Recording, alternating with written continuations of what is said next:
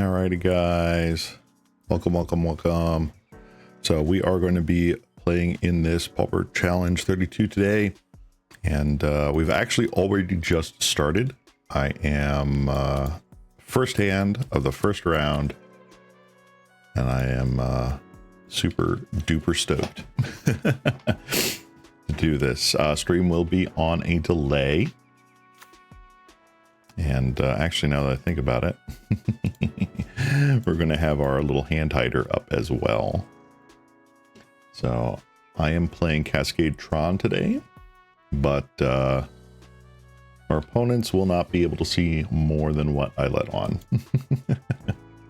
This was a very last minute decision by me to do, but I figured today for the East Coast, it is a snow day. So what else better do I have to do today?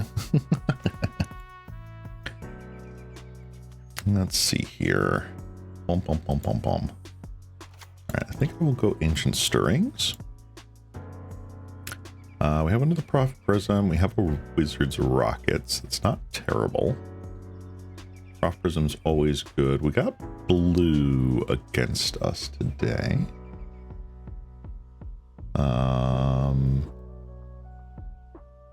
Let's get a Wizard's Rockets, honestly.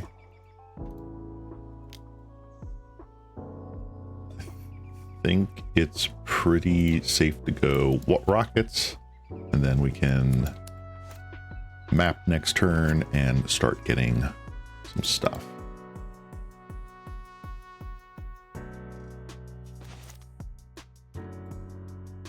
All right.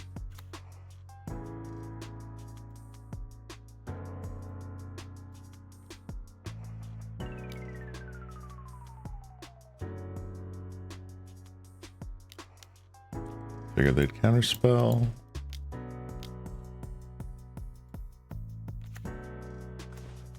Another map, always good. So things are going to be a little bit less on the talkative side for this challenge. Again, just in case someone is stream sniping, I have a delay on, but I'm also just being careful.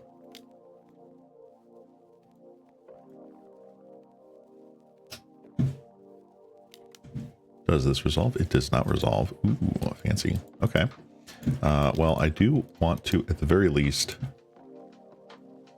get another land to play land for turn. The great thing about TRON is that even if they're countering like our expedition maps and stuff to get TRON early, we can just start casting fatties eventually. Fancy Brainstorm. Ooh. All right, there's Terror.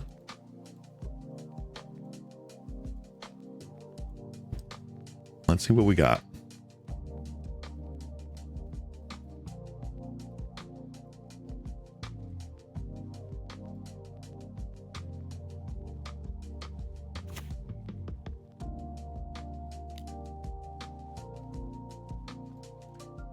Cryptic Serpent, okay. All right, unfortunately, it looks like we are bricking.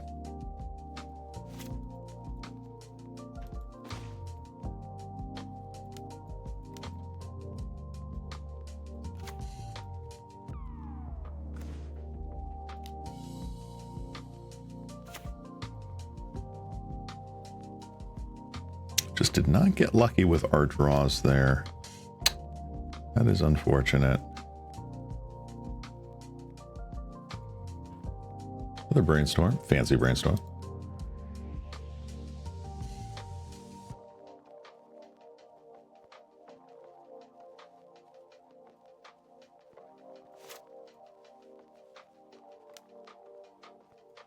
All right, make an Island Cycle.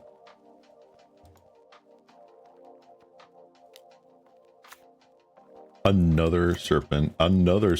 Yeah, we've lost this first match, or this first game. Let's see. So even if I went 1, 2, 3, 4, 5, we've got nothing. So we're just going to concede here. Let's get to our sideboard strat. So we need those. We want blue blasts. Rush is not great. While I love me some crop rotations, I think it's just too risky. They've got so much permission that just going down on lands is not a great idea. Let's see here. The only other thing I can think of is breath weapons, not that great. Maybe pulse. That way we can buy back some stuff. Fairies are not going to do anything good for us.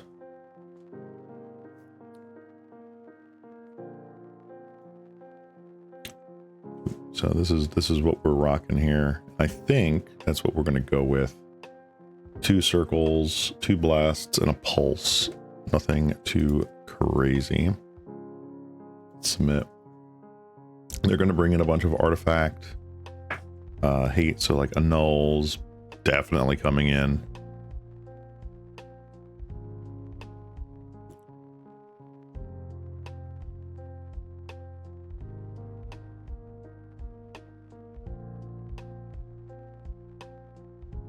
I think a lot of lists are very streamlined right now. Murmuring Mystic is an issue, but I think like with the amount of large dudes that we have, like a single annoyed Altasar can probably get through that.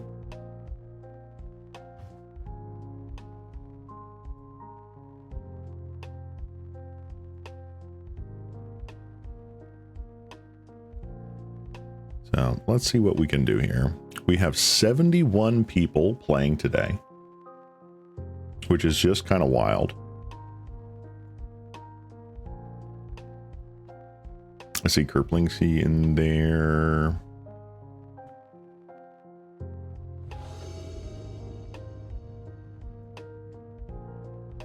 All right. Yes, I would like to play first. Do we have something a little bit better to start with here? I would say so. That and the Candy Trail is a good start.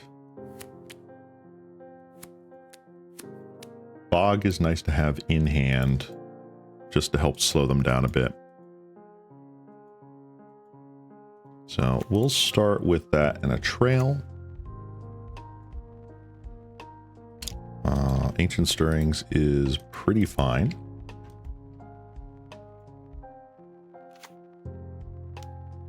When it goes Delver. Very nice.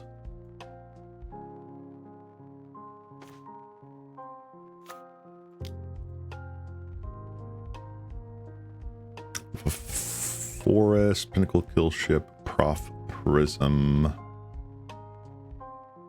Prof Prism maybe, although it might be wise just to get the forest.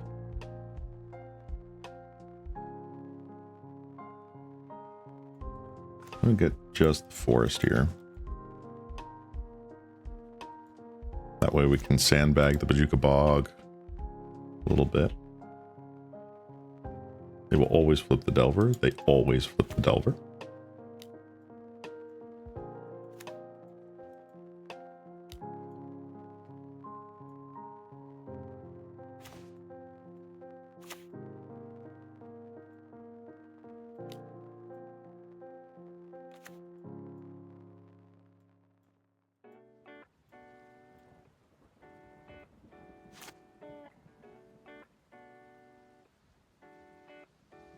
They always flip the Delver.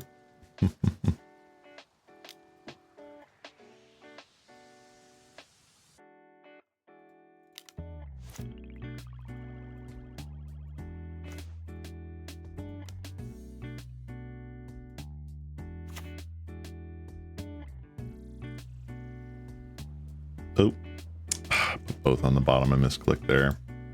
That's rough. Well, Ancient Stirrings probably gets countered. Doesn't. All right. Candy Trail. I don't think our opponent is too worried about that. Bottoming that tower was a very costly mistake.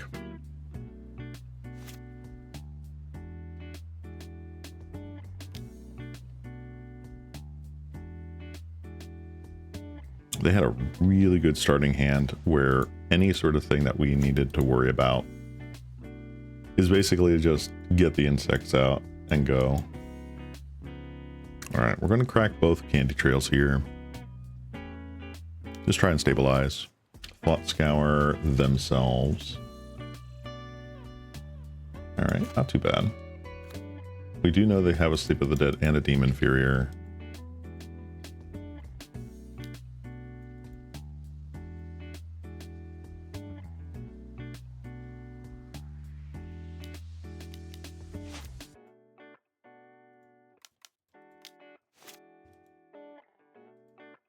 Nice, nice. All right, 1 and 2. I think it is still fairly nice. 1, 2, 3, 4. We'll just bog them. Any sort of incremental stuff we can do here.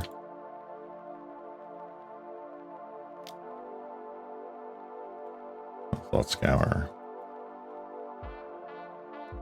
Get rid of an envelop and counter spell.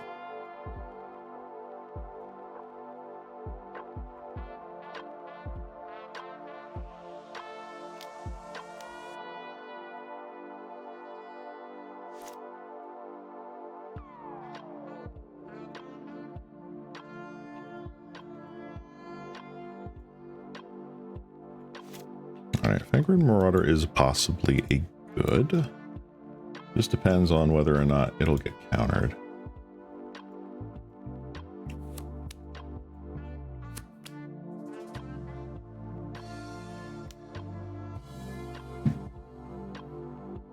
Yeah, so they put back the Demon Inferior and Sleep of the Dead from their hand.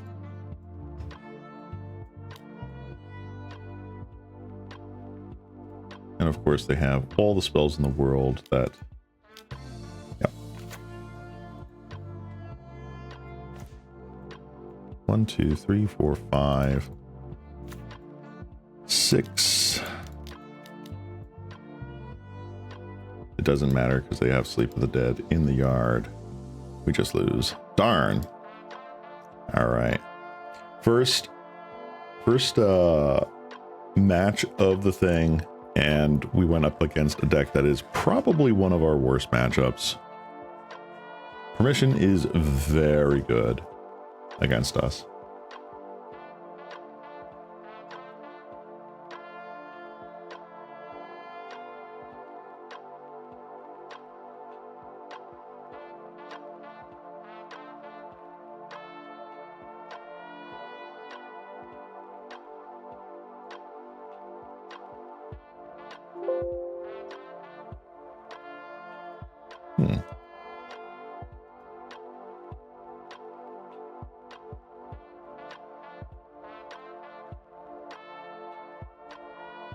Ah, I see. Okay.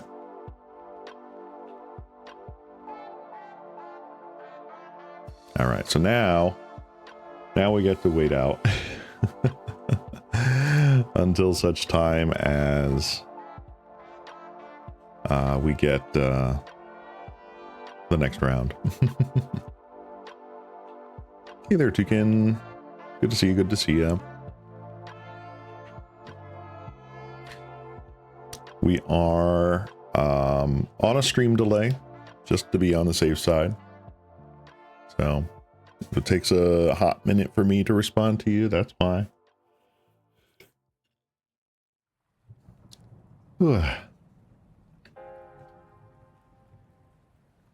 Today is a Pauper challenge, which is one of the bigger sorts of events that happens on Magic Online. You can win a lot of play points and a lot of treasure chests if you do well. I am probably not going to do well, to be honest, but I wanted to give myself a challenge, literally. So there's 71 people in this challenge right now, and there is quite a lot of really good tournament grinders in here. not going to try and go through and just like name off everybody. I know Kerplingsea is one of the big content creators out there that I follow. Great dude. I'm pretty sure that all these guys have had trophies, and I do not. There's little me.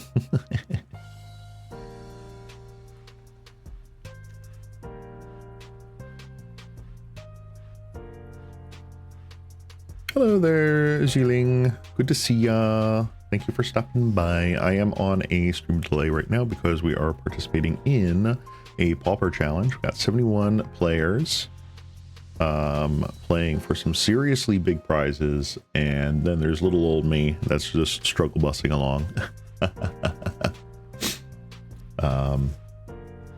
But yeah, first match, lost horribly. Probably one of our not as great matchups.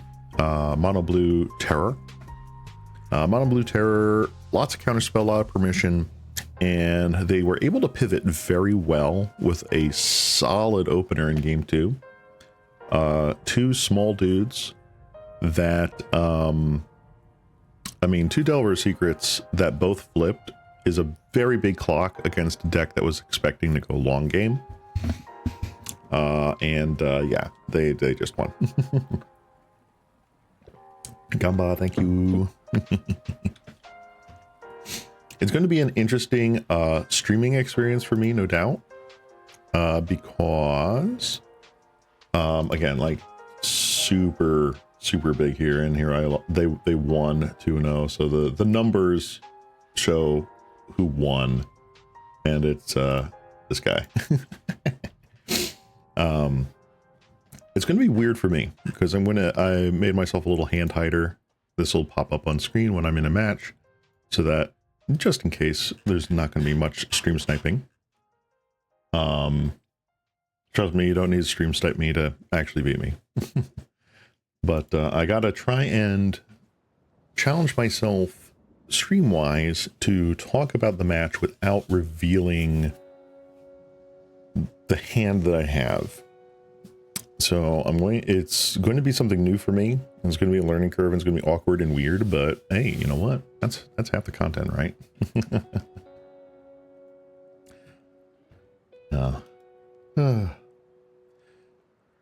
Right now it is Snowmageddon here on the east coast of the US, and I hope that anyone that is watching is being safe and inside and staying warm, having a cup of cocoa. Yes. So I really have nothing better to do today, so I was just like, all right. I'm gonna try it. I'm gonna put this slime in the ring and see if I can get there. Even if I break the top 32, which I doubt I will, but if on some stretch of imagination I do, I at least get play points back, which is nice. But it's a $25 entry fee. So our odds are not in my favor.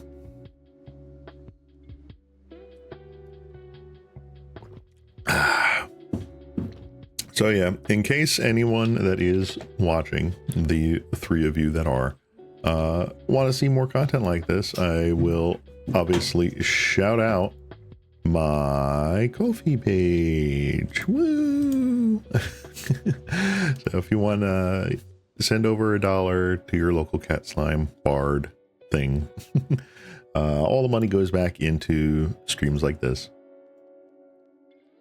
Helps me keep the train a chugging. Yeah. Because trust me, I don't make any profit from this. I like setting aside the $10 a week to play a league, and today I decided to splurge.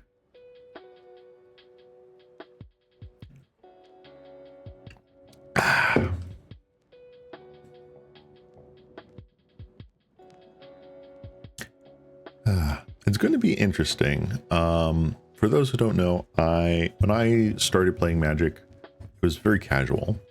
I played in college, and then I ended up going, once I got out of college and went back home, my local game store had a lot, and I mean a lot, of people that were grinding the pro circuit back then.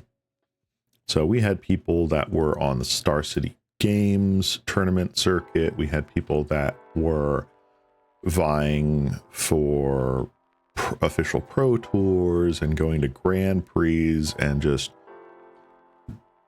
they were not all like phenomenal players, but they were very try hard. And so that's where I cut my teeth with Friday night drafts and playing standard and sealed events with pre-releases, going up against the sweaty individuals that were taking it very seriously. And like, you know, no shade being thrown here, but like that was what they wanted to do, and I was just there to have a good time. So I learned to lose against some of the best players on the East Coast, in my opinion. One of my highlights is playing against Reed Duke. I'm pretty sure he's Hall of Famer. But Reed Duke was a phenomenal guy, ultimate gentleman, great hair, great to play against. And this was in the early days of Modern too, so like this was like the Wild West of like the early Modern format, where like Return to Ravnica and Theros were just getting in there. Friggin' Siege Rhino was just being printed, and everyone was playing Birthing Pod decks. So there was a lot of highly competitive players out there, and me just trying to do my thing, playing my own tier 3 wild card decks. Over the years, I've not exactly. I mean, Google search Reed Duke, the Magic player. I think there's a footballer who's also named Reed Duke, but he is phenomenal guy. If I'm going to lose to someone, it's going to be against him.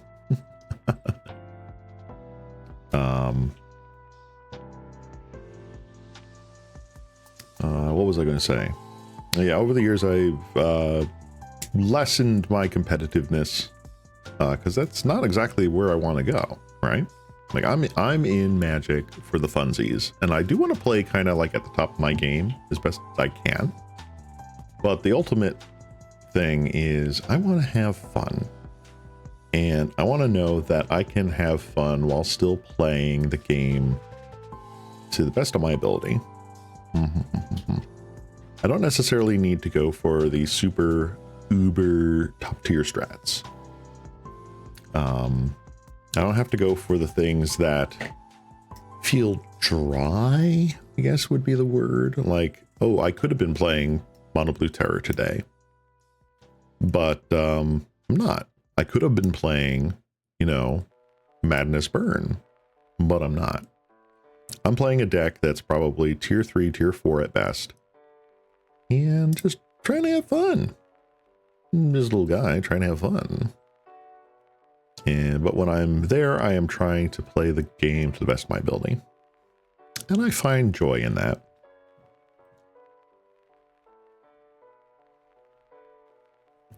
I'm going to see if I can pull up here as we're waiting for the next round. It's going to be a while. There's still, let's see, 25 minutes have elapsed in the round. There's a total of a possible hour for each round. Let me see if I can pull up a thing here.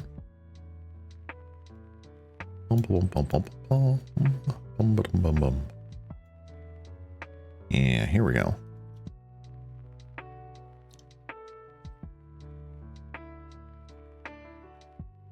Yeah, no stressing about it. Just have fun. Exactly.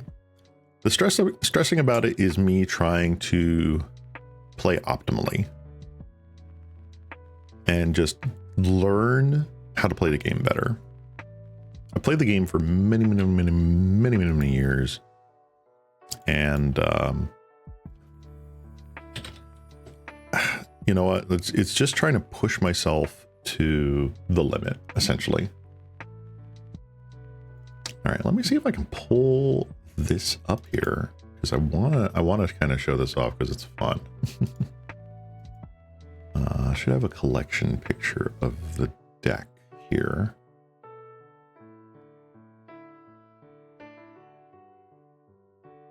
Where are you? Aha, I think this is it. Yeah. All right, let me pull up this picture. It might come in super big. Here we go. Yay. All right, so this is the ode to Reed Duke that I made in paper.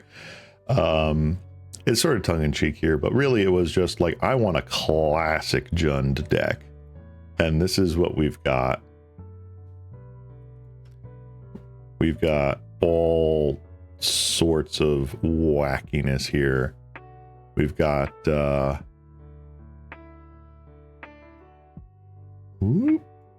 there's the man of the hour there, Reed Duke, in front of a classic Thoughtseize. Disa the Restless, Jund 101 here. First thing you need in your Jund deck is Tarmogoyf. Second thing in your deck you need is Tarmogoyf. So we've got all of the classics of Jund throughout the years. This is what I call my museum deck. So we've got, boop, we've got Liliana of the Veil over there on the right. Classic staple from standard Jund and early modern Jund.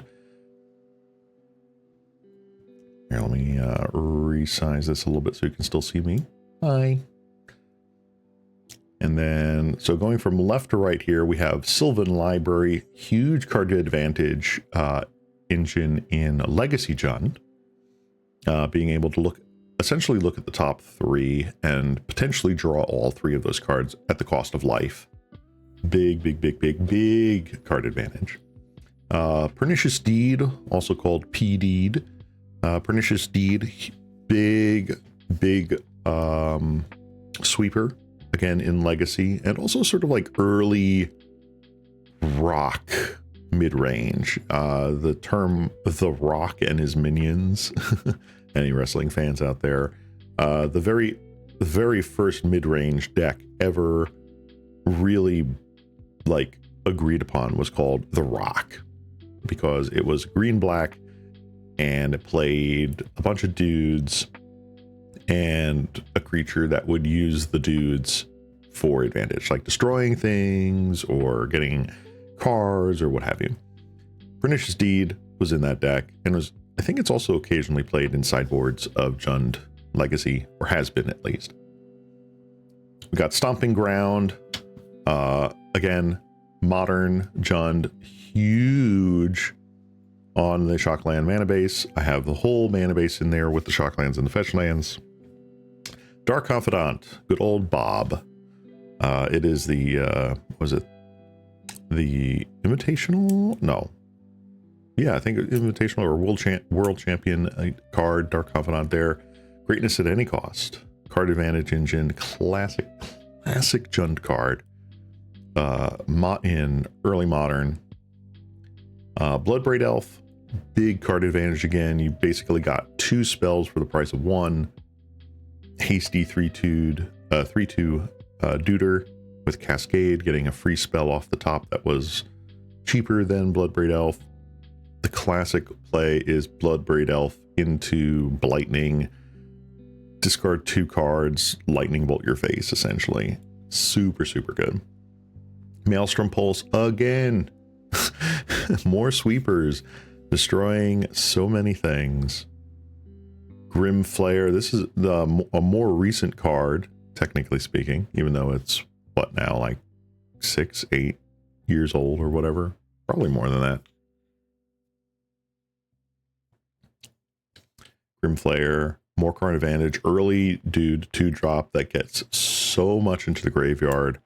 Jund going long game. So it's using its graveyard as a resource. It's using its life total as a resource. Just, again, greatness at any cost. Bituminous Blast. This was from the standard Jund variant, which was what put Jund on the map, really. Because when Alara Reborn came out, we got the last of the cards to make Jund super, super good. And it was a menace in standard, right? So like we're talking like 40% of the metagame, 40% of the metagame. And Bit Blast here, Bituminous Blast, dishing out a lot of pain for 5 mana because you got a free spell after it. Good lord. Wow, nice 2015 Jund, right? Thank you, Juanito. Welcome, welcome. This is my Jund EDH deck. This is my museum deck. And for Tarmogoyf tokens, I've got Tarmogoyfs.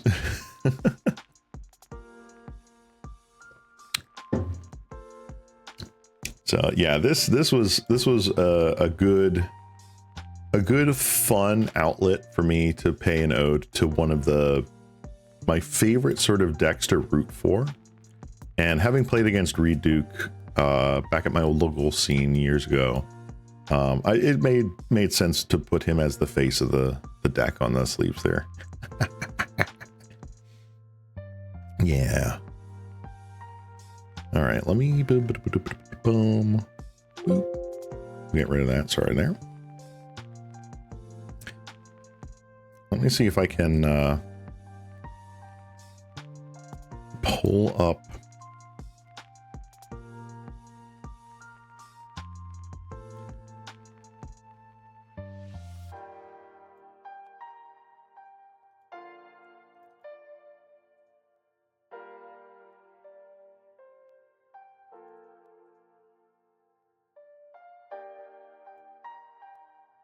All right, there we go. So this is the deck list here. Let me rearrange it a bit. Yeah. So this is the deck list. We have got Disa the Restless as the commander. We've got all sorts of things here. Let me not do it by mana value. Let me do it by type here. Yeah. Are we playing the challenge? Yeah, we're playing in the challenge. I am on Cascade TRON. That is as much as I'm going to purposefully reveal. But yeah, we lost, we went through round 1 and lost very handedly to Blue Terror. Hopefully, round 2 goes a little bit better in our favor. So right now we're just waiting for round 2 to start, and I'm just kind of jib-jabbing. But yeah, more gushing over my Tron deck here. So we've got our artifacts here. Again, this takes cards from all over Tron's history. Shadow Spear, Soul Guide Lantern. These are played in more recent Tron modern lists. Sword of Feast and Famine, big staple from standard Tron back during Scars of Mirrodin Block. Jitte, huge in Legacy. Sword of Light and Shadow, again, sort of like a sideboard staple back in early days of modern. Creatures, oh my god. So this is a who's who of all the Jund creatures ever. We got good old Birds of Paradise, Bloodbraid Elf I was gushing over, Broodmate Dragon. This was the menace of standard for a couple of years. When Shards of Alara came out and established the Jund archetype, Broodmate Dragon was really difficult to deal with. 2 4/4s with flying for 6 mana was insane rate at that time. That was like unimaginable This thing was everywhere. So had to include it in this museum deck. Corsair Crewfix, standard Jund from Theros block and Return to Ravnica. Very classic, very classic. Again, more card advantage, being able to essentially ramp or just clear the top of your library and gain some life. Huge. Dark Confidant, big, big, big, big. Dolphy Voidwalker, a very sort of like, what do you want to call it? A more recent addition, thanks to Modern Horizons. Really, really cool with the graveyard strat, and also just being able to get in there early. An unblockable creature can be very useful, especially if you have a Jitte or a sword on it. Now we get into some of the mana creatures and some of the other bombs. Deathrite Shaman, the menace of Modern, the menace of Legacy. Deathrite Shaman had to go in here. Elves of Deep Shadow. Again, early Modern. There wasn't a lot of great mana fixing for Jund, so sometimes you would splash Elves of Deep Shadow, or not splash, but like you throw in a couple of copies just to like try and go big. Grave Titan, oh my gosh, big finisher back during, I can't even remember, but this was, I think, during the times of standard prime time with Kessig Wolf Run. Jund was top ending with Grave Titan, and just being able to get like a bunch of zombies that they couldn't easily deal with. This guy, kind of crazy.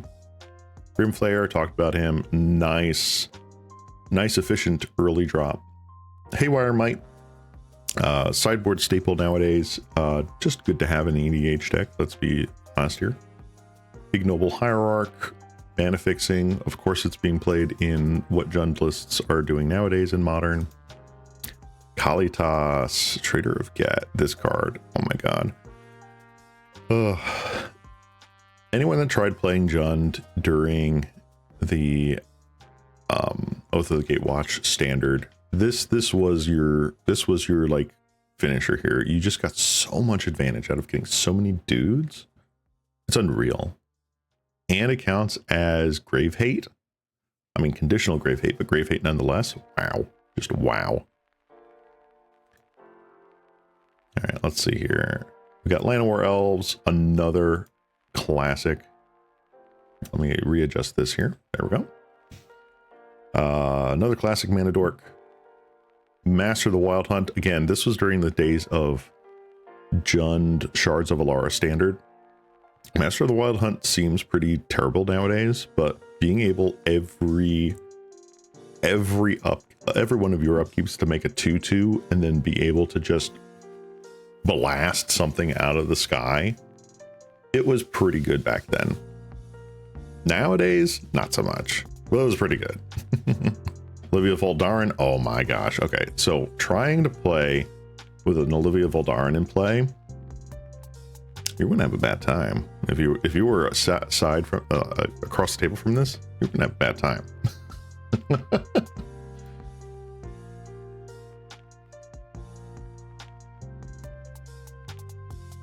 I'm just checking on the tournament here. It looks like we have just a couple of games left.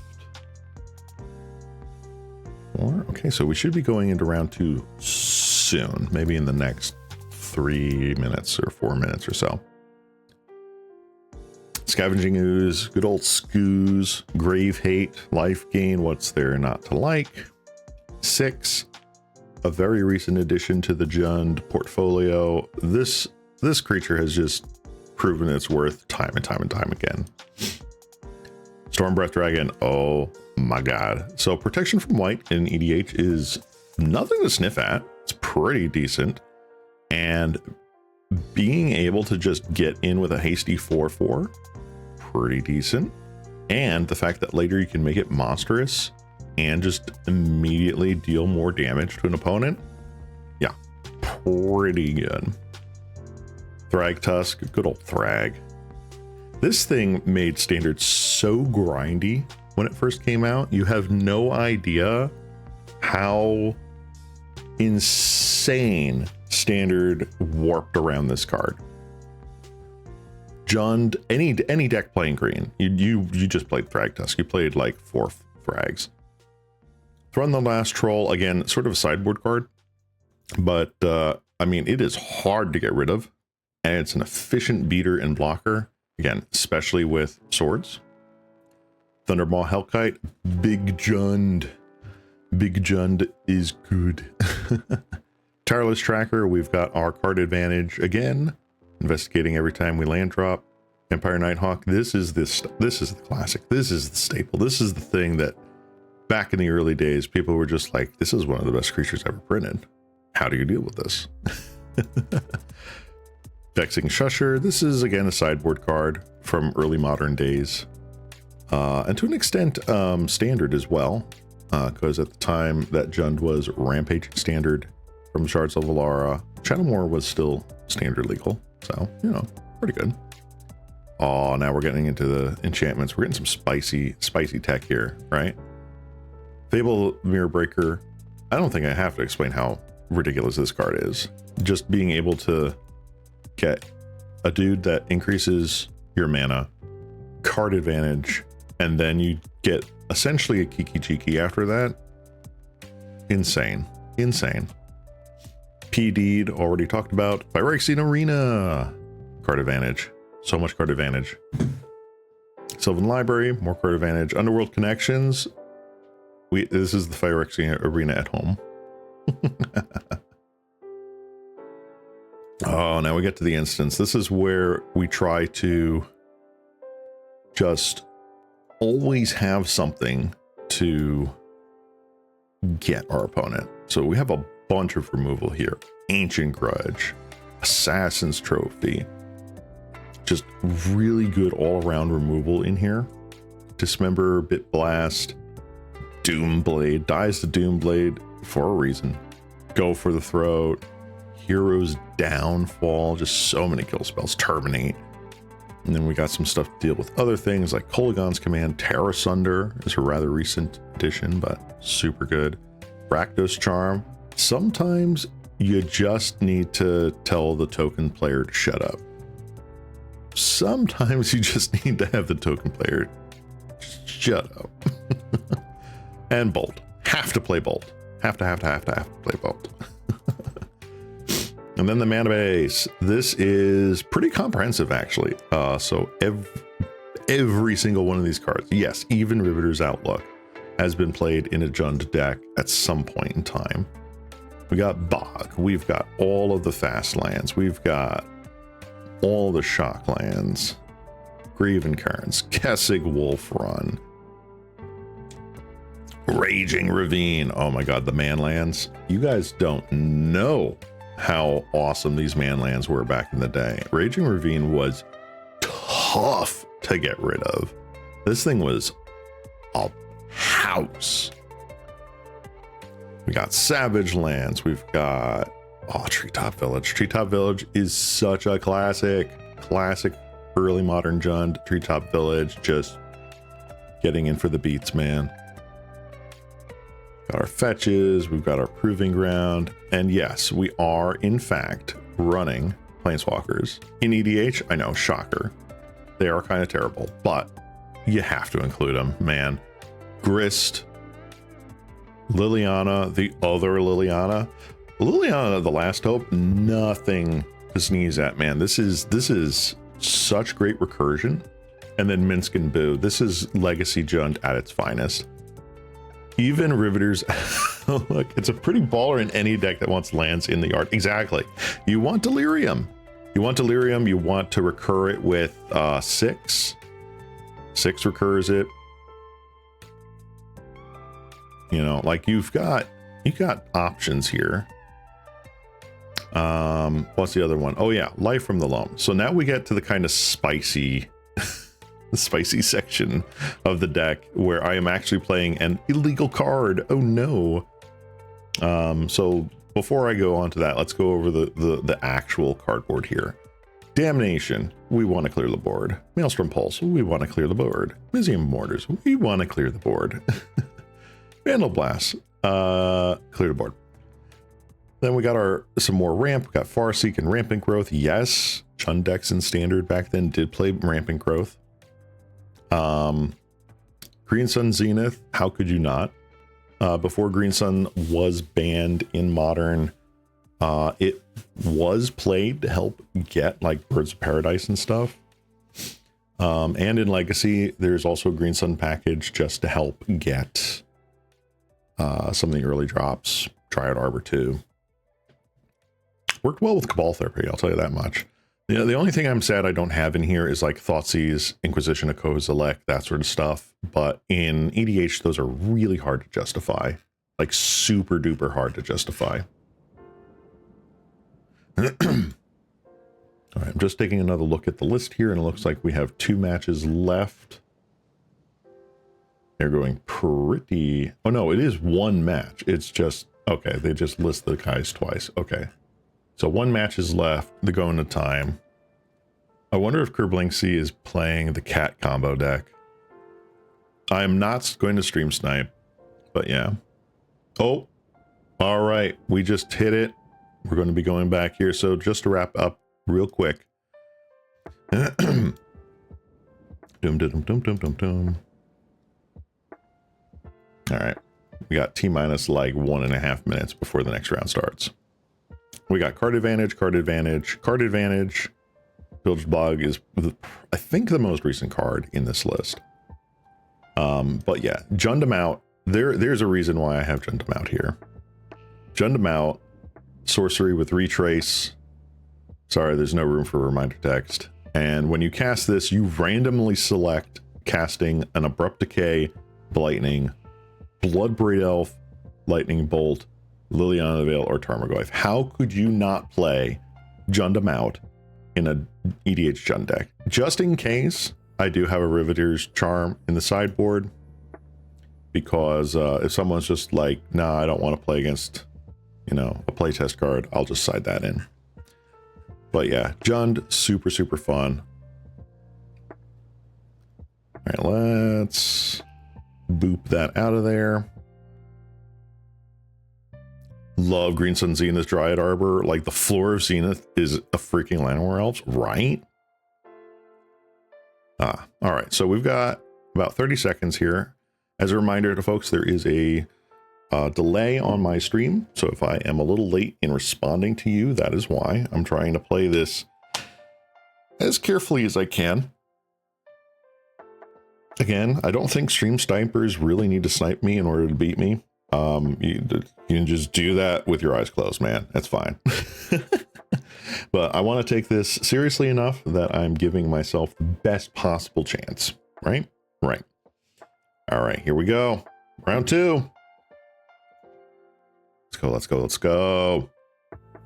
So as a reminder, I am playing Cascade TRON, but I'm going to be trying to do my best not to describe my hand as best as I can.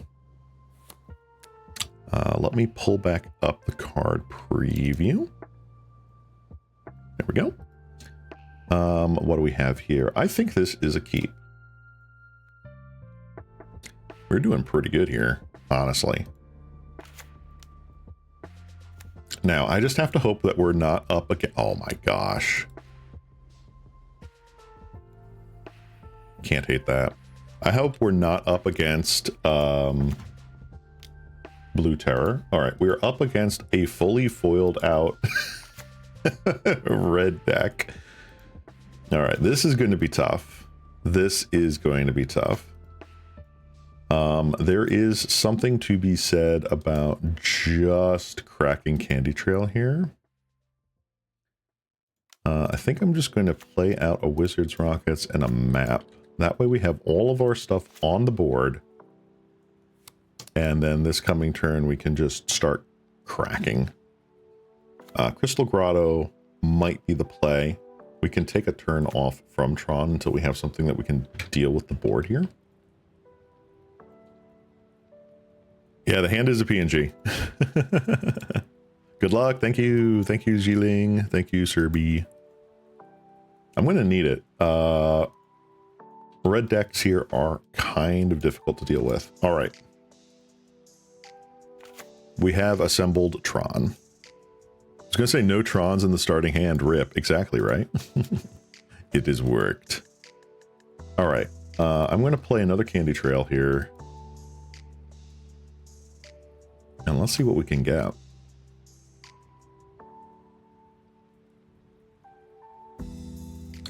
The good news is that main deck, they don't have much in the way of artifact heat.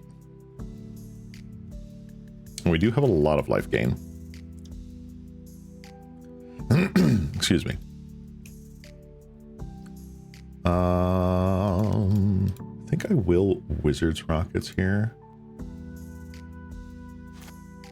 And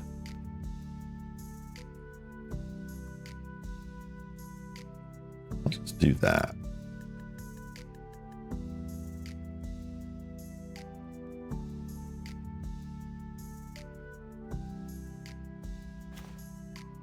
Nice. Let's Ancient Stirrings. All right, so we can get a forest. But I can get a forest anytime with map, right? So I feel like Candy Trail might just be the better option.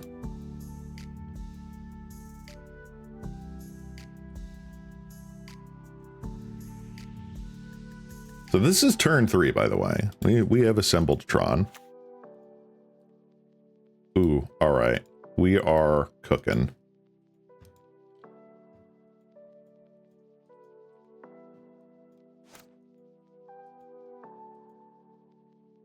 That is a very good card to keep on top, by the way. Just saying. Oh, boy. All right, they're hitting for 5 a turn, but we're going to be gaining so much life.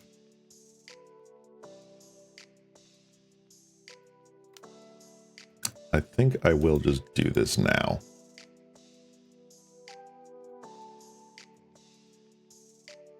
Gain 3, draw a card. I'm sure they are going to be lightning bolting. They do. Very fancy lightning bolt. Very nice. Crystal Grotto. Another plant. Do I care about that?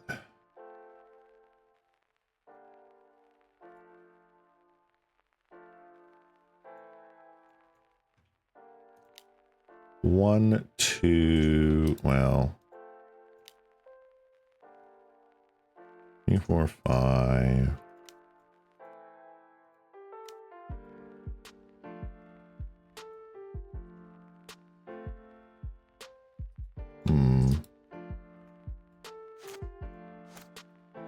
What do I want to do here?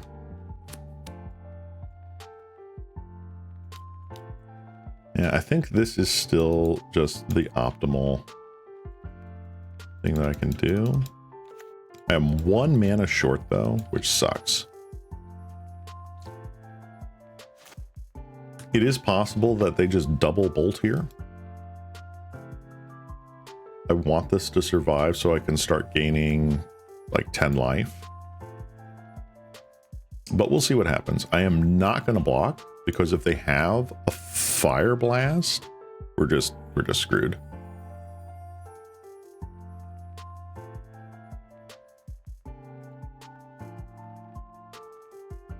One, two, three, four, 5. That'll take us to 9.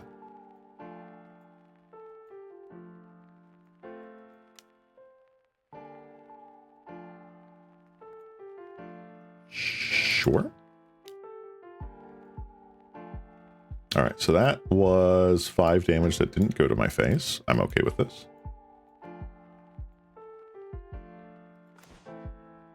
Tower, all right.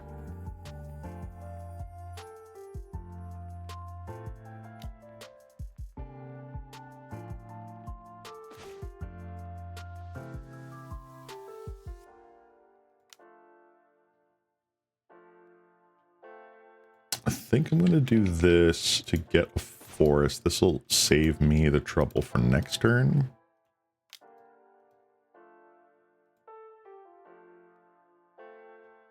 Do I Maelstrom here? think I prof. This helps gets me a little bit more card advantage.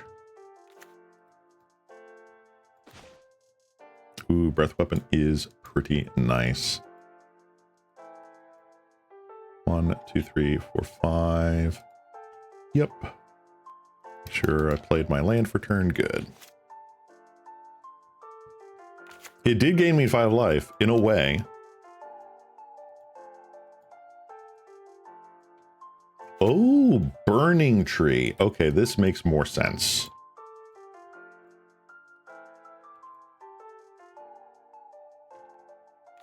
Burning tree into burning tree into nothing.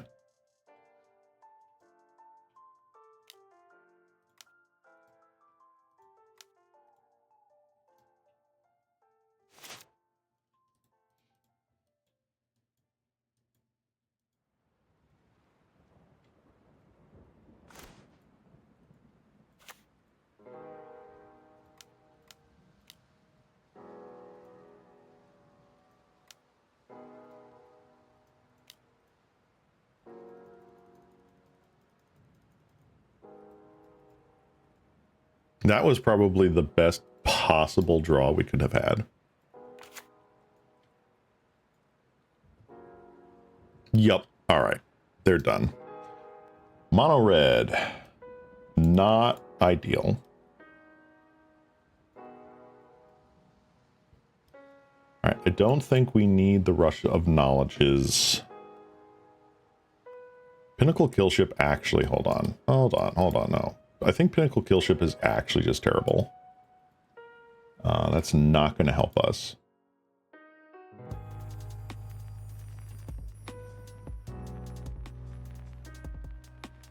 Let me remove that for a moment.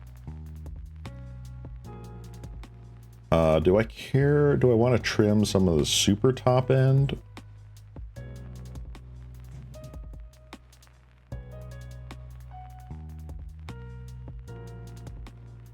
I think I take out 1 rush. No. I think I just cut one of the top ends here, just in case. All right. Hand hider is back. All right. What do we got? What do we got? Honestly, not terrible. Clockwork Percussionist. It's almost like this is what their deck does. Well, now the map. Let's see how insane their turn 2 is.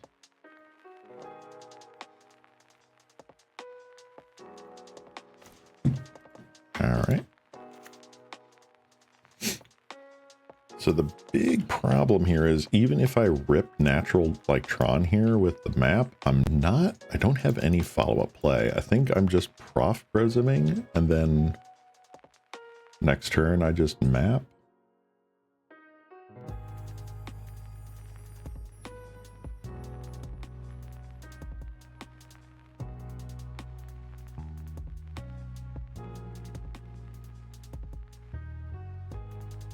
I think the only way... Yeah, Shame Lightning Marauder is uncommon.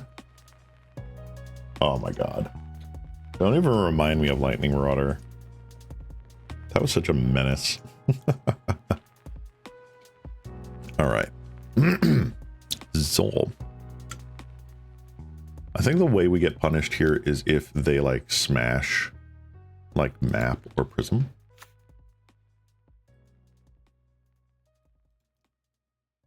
What do they get? They got a rally. Okay. I believe they are casting the rally. They are. So that's pretty good for them.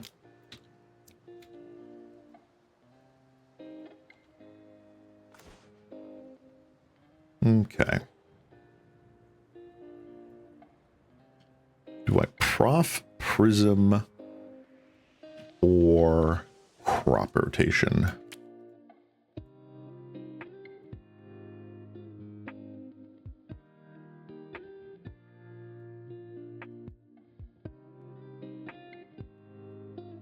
What gives me the best opportunity of gaining life?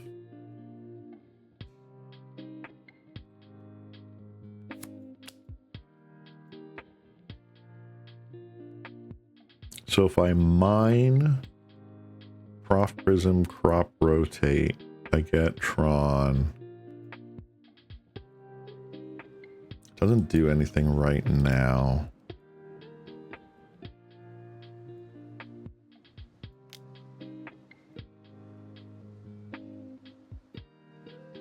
Alright, I think I'm going to do this because no matter... Oops. No matter what... Alright, we hit a candy trail. That is still really nice.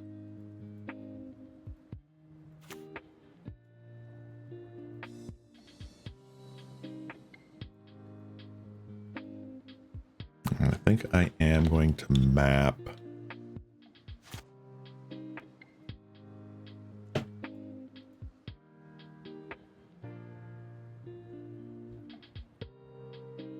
Alright, so note to self, opening hands with candy trails, much stronger.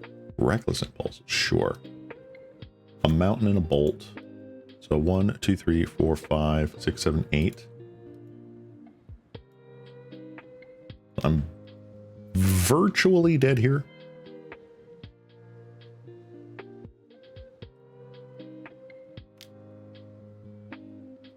Bolt. Chain lightning. All right. They had it. All right. So I just have to mulligan to a better hand is what it comes down to. Nothing else I really want to change there. All right. We'll just do that. Mulligan to a better hand.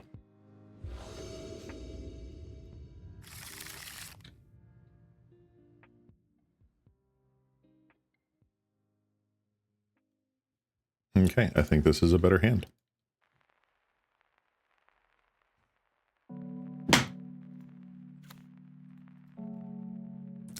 Ooh, Ancient Strings is nice.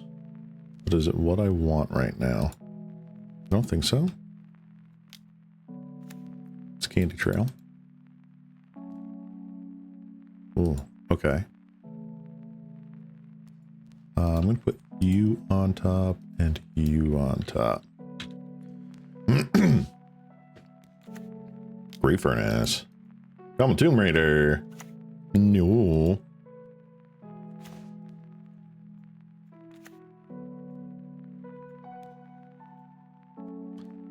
All right.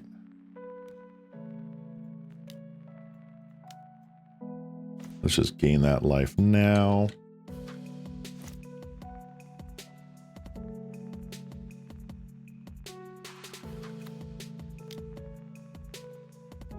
Clockwork Percussionist, okay.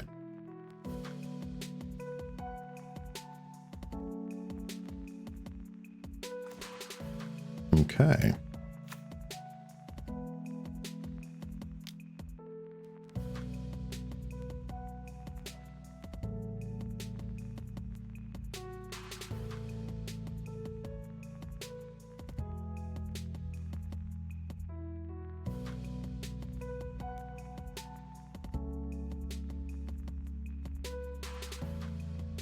Opponent is deep in the tank about letting this resolve.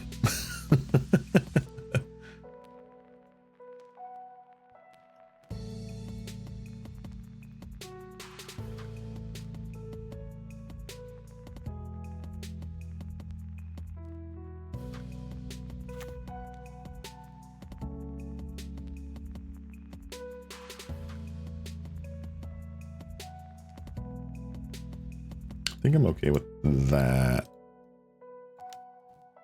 I'm just going to play a map.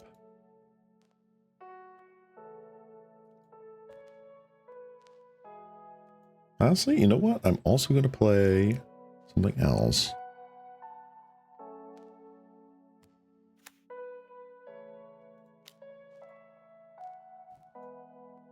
So I do want to keep that on top, but at least now I get to see one more card.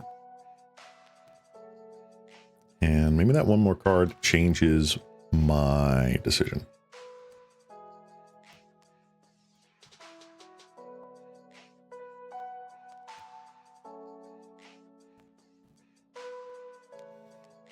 For those just tuning in, welcome, welcome. I am in round 2 of the Pauper challenge today. And as you can tell, we are playing TRON. Ooh, actually, I do like all of these, essentially.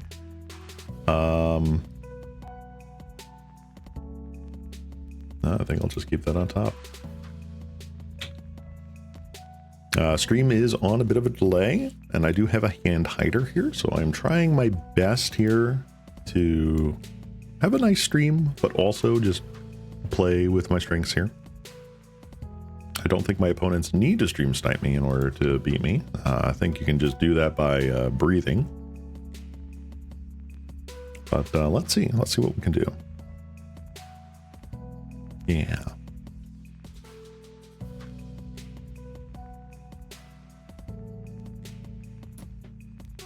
Again, my big fear is if they play something like Smash the Smithereens, which would just be super terrible for me, to be quite honest.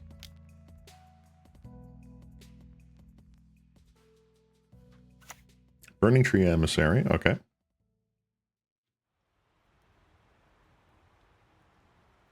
What do they have here? They got 2 rallies. And they chose not to? Fascinating.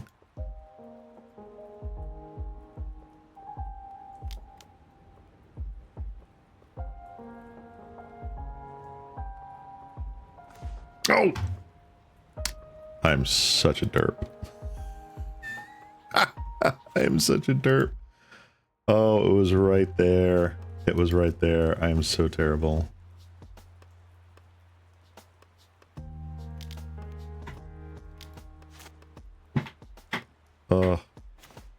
That was a punt. If I lose this game, it was exactly because of that. I'm kind of surprised they did not cast one of the rallies. Are they just going to do both of them now? Okay. 1, 2, 3, 4, 5, 6, 7, 8, 9. Okay. 2 turn clock, I guess.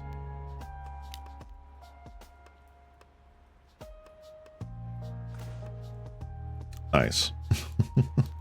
Did on board. Let's see if I can unpunt. I was not able to unpunt. Darn.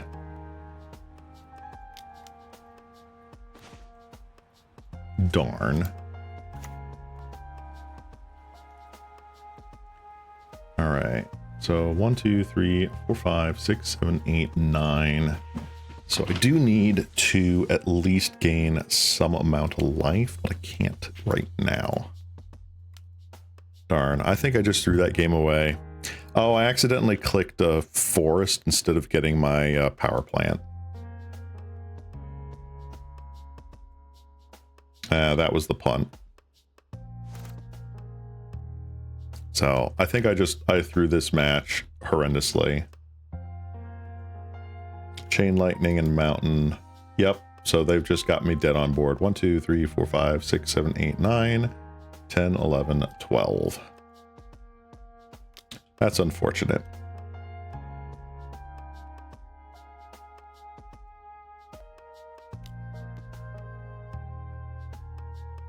Yep. That's it. Darn. Oh, very close to the breath weapon. Yeah. So the punt was that I accidentally clicked on the forest instead of the 3rd Tron piece. If I had the 3rd Tron piece, I would have been able to gain enough life to at least get to the breath weapon eventually, but no, that was my bad. Oh, that's rough. Oh, no. Catastrophic. Ugh. Terrible, terrible, terrible, terrible.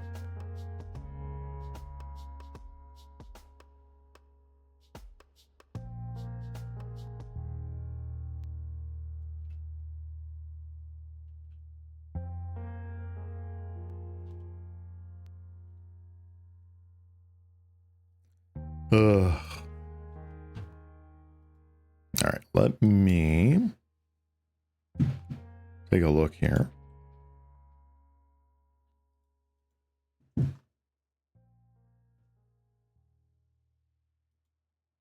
Issues with playing MTG in digital, exactly.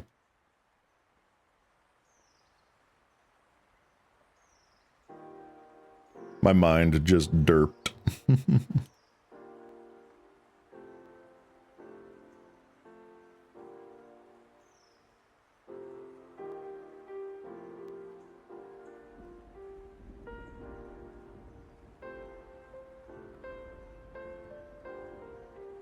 All right, just taking a little look around here, see what I want to do. Doop, doop, doop, doop, doop.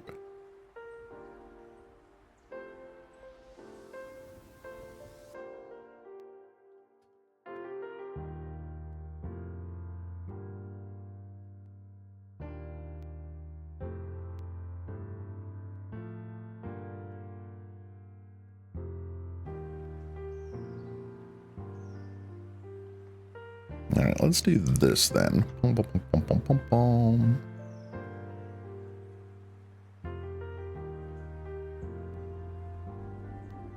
I'm gonna pull up Ye Old Architect again. And what I'm doing here is I'm showing you the pre-modern deck that I am working on. So pre-modern has kind of tickled my fancy a little bit. And I'm slowly putting together this deck. I'm just a couple cards out.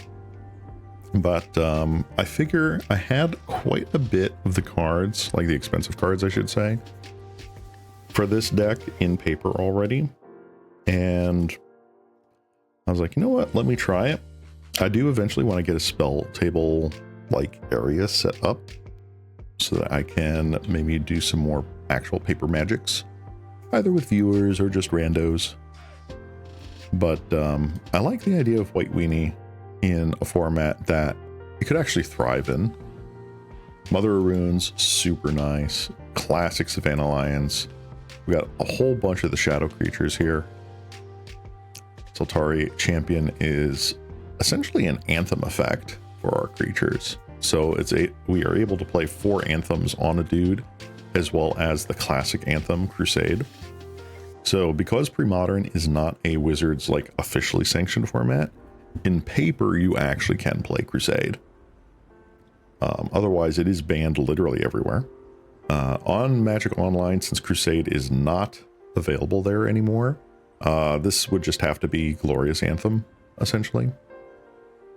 But I like the idea of the White Weenie. Why is there 2 different ones in Fear? Well, because I didn't have all Tempest. I had a Time Spiral Time Shifted. Or vice versa. I had all Time Spiral Time Shifted and then 1 Tempest. And this deck can like really compete too. Whip Quarter. So this is a card people really just don't know. Whip Quarter is a human soldier rebel. And for 2 mana, you get a 2/2.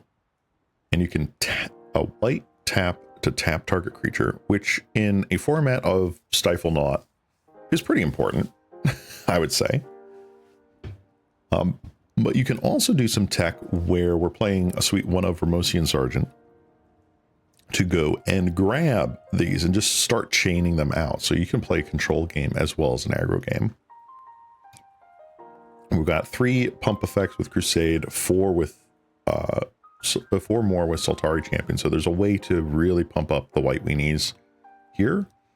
And then we're playing a suite of removal, 4 swords, and then a full 4 disenchant type effects here. We've got 1 Seal of Cleansing, which we can tutor with Enlightened Tutor, as well as the Crusade here. 1 Abolish, so we can play essentially a free. Sergeant's just there as a Whip Quarter tutor. Essentially, it's also just another 1-drop. So it can get in there, but also you can just go long game if you're trying to like get an essentially uncounterable Whip Quarter into play.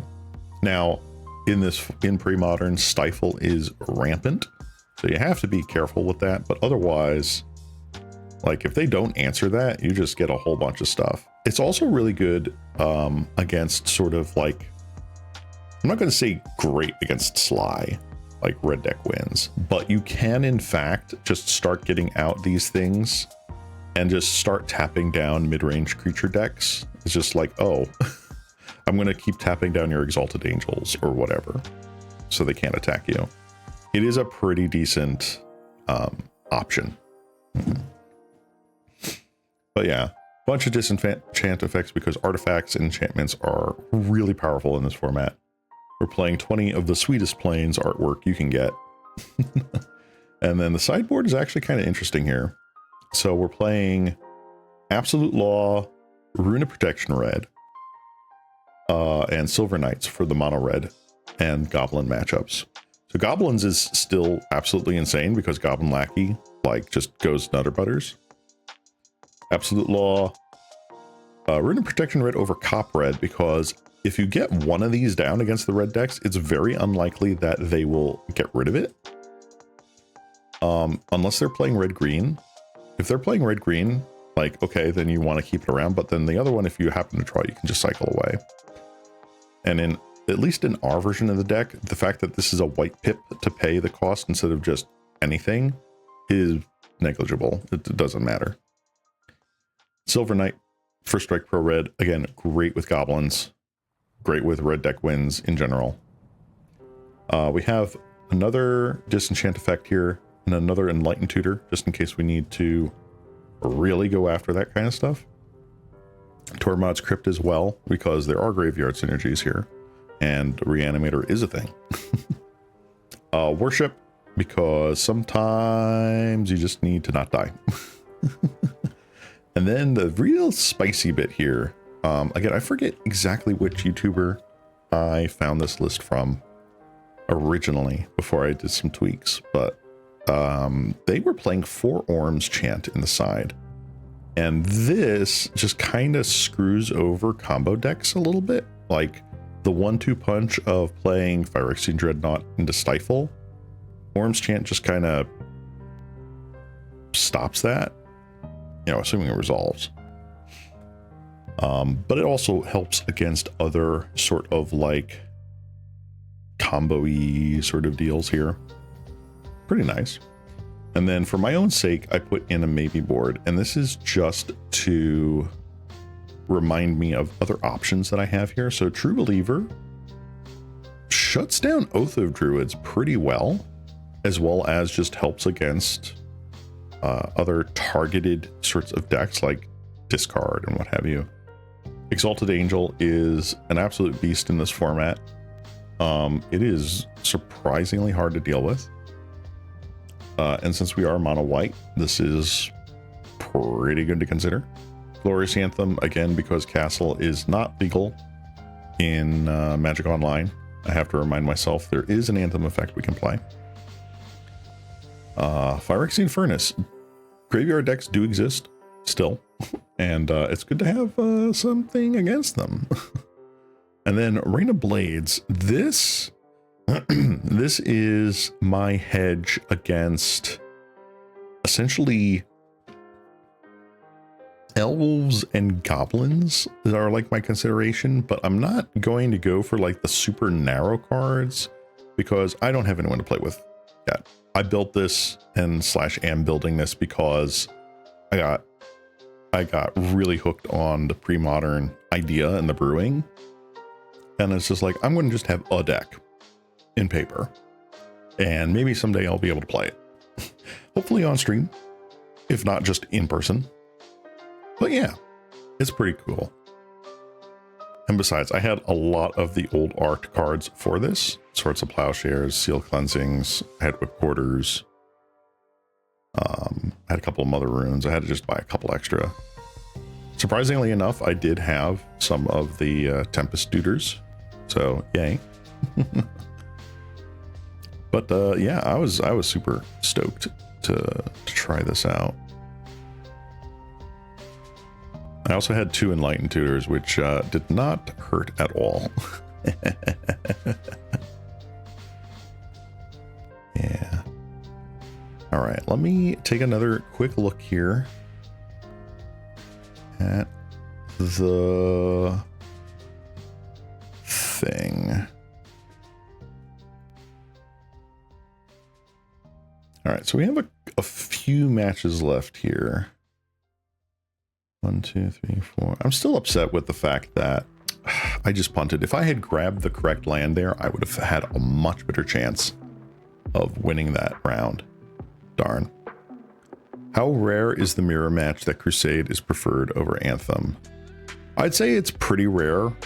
White Weenie is definitely like a tier 2/tier 3 deck, from what I understand. Now that could have changed with the banning of Parallax Tide in the last in the recent history here.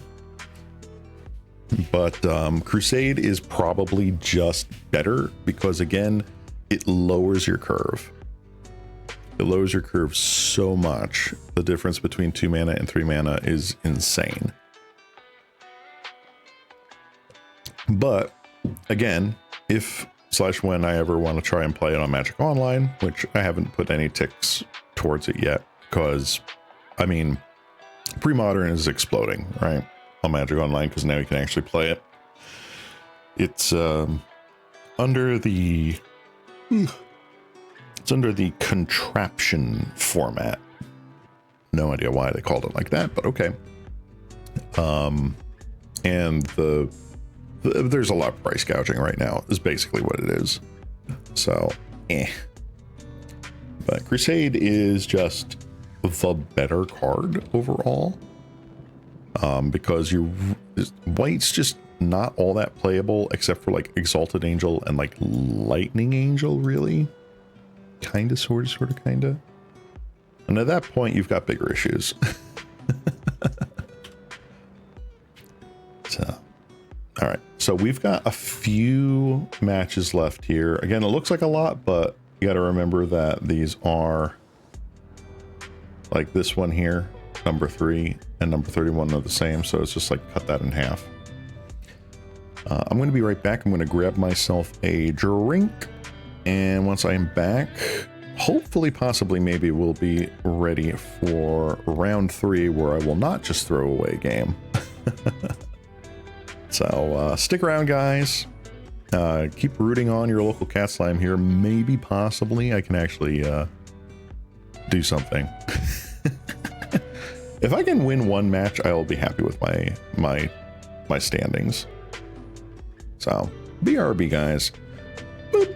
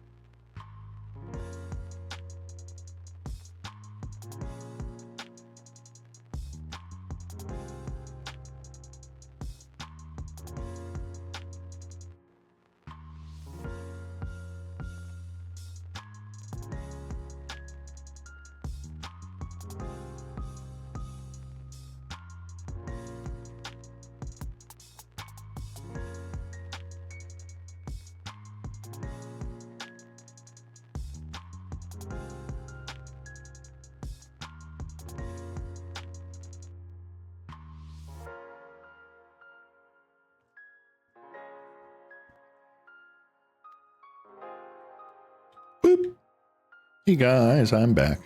All right, got myself a nice tall glass of iced tea.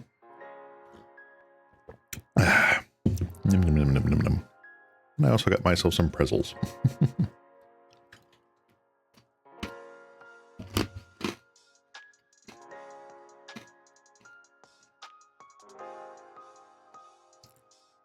Really good. So yeah, looks like we still have a couple matches left here. Unsure how long this is going to take, but we'll just wait it out a bit.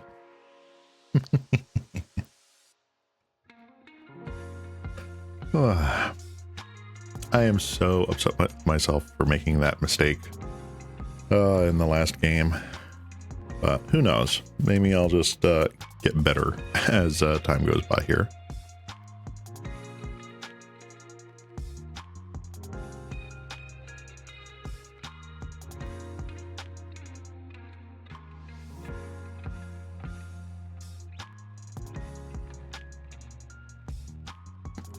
I suppose while we wait here, I'm going to go to the collection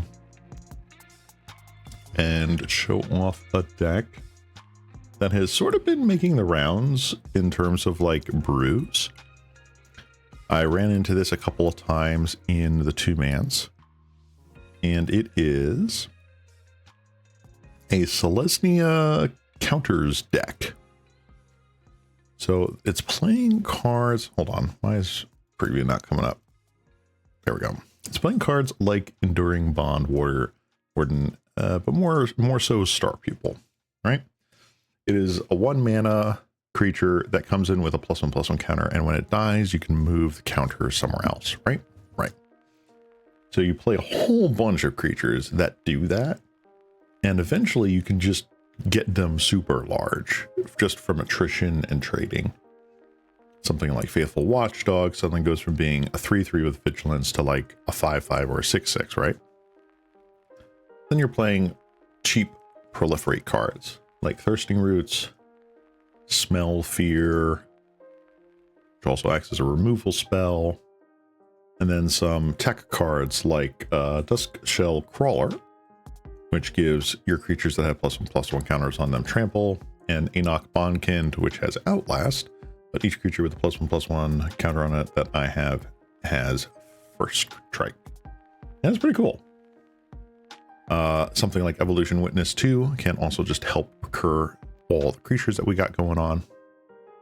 And Nyxborn Hydra helps us when the game goes long to just have a big game-ending threat. It is also playing a Guiding Voice lesson package in the side. So Guiding Voice gets a +1/+1 on a creature, essentially like a single shot proliferate. And we get to learn, which can get us something like Airbending Lesson to remove a pesky blocker for a moment. Origin and Metal Bending allows us to have naturalize effects in the board or even protection spells at the ready. And Art of Tea is essentially more of a life gain spell in this deck. So, let's see here. So non-artifact modularity, basically. Yes, non-artifact modular. We are playing Iron Apprentice, which is kind of modular, but it just goes on to any other creature. It doesn't have to be an artifact creature. This deck has been pretty interesting to watch and to pilot. I'm not sure if 20 lands is the correct call or not. It makes sense, but I'd love to see about shaving one somewhere to get maybe one more Star People in here or something like that.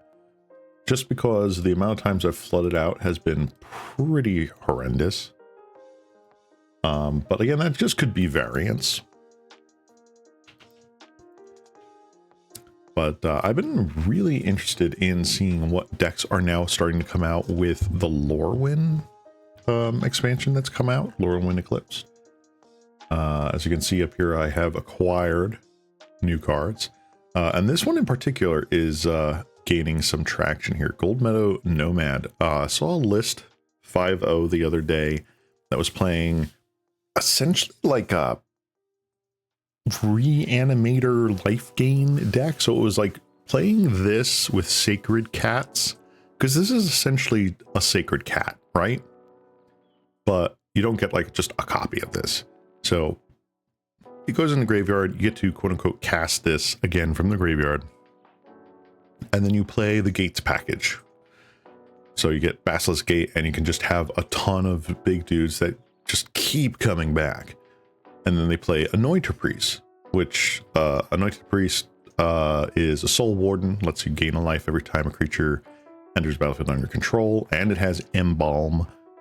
So you just keep gaining the life back, and you can kind of just stabilize through that. Really interesting concept.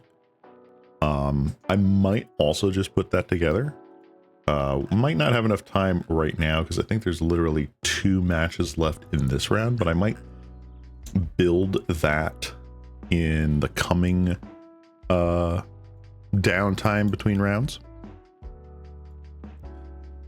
Because that would be kind of cool.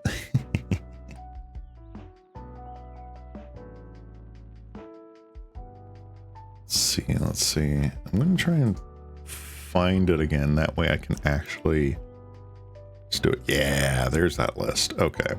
So I'm just going to open a new tab with that. And we'll figure that one out later. So again, as a reminder to everyone, I am on a stream delay. So if it takes me a moment to respond to your chat, don't worry. I did see it. I'm not ignoring you. It is just on a delay, and I will be using a hand hider PNG to just better my odds against stream sniping. I don't think I really have much to worry about in that regard, but it is a good practice to get into. And this is my first stream doing what I'll call a highly competitive league. You know, the Pauper Challenge is pretty cutthroat. A lot of strong players play in these, and that ain't me. That is not me. So I want to try to give myself the best possible outcome I can. And if I'm going to lose, it's going to be either to variance or my own blunders, as we saw in the last match. Ugh. I'm so upset.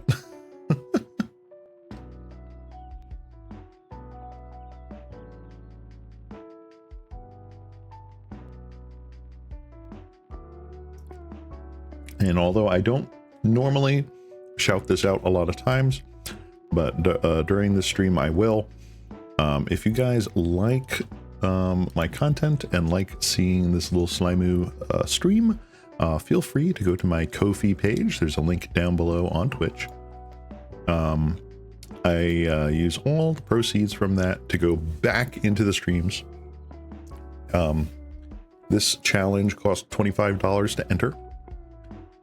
And each week I set aside $10 to $20 to play a league or two just for stream content. So anytime I get $1, you know, in the tip jar, goes right back into that. Helps me keep coming back and finding new ways to lose at Magic the Gathering for you guys. There's no obligation or anything like that, but yeah, every little bit helps. Especially since right now, for us East Coast US people, it is Snowmageddon out there. It is Dear Lord why types of weather, and I've really got nothing better to do today. So that's why I decided last minute I'm going to enter this. It is not a financially sound piece of advice to do that. But do I really have anything else I'm going to do today? No. So yeah, I hope you guys are enjoying this, even if it's just a background noise. Ooh, looks like we have one match left, and we're just about to reach the end of round time. So these guys are going long. Wow.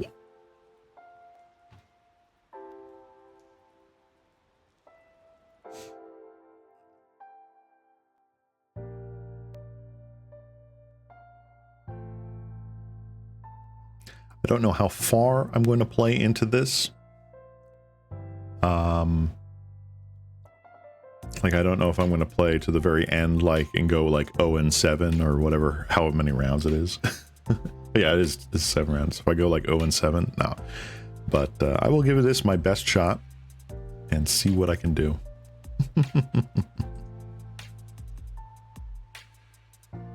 Yeah, it is absolutely crazy over here, Serby. So for any of my viewers or lurkers out there that are East Coast US right now, be safe.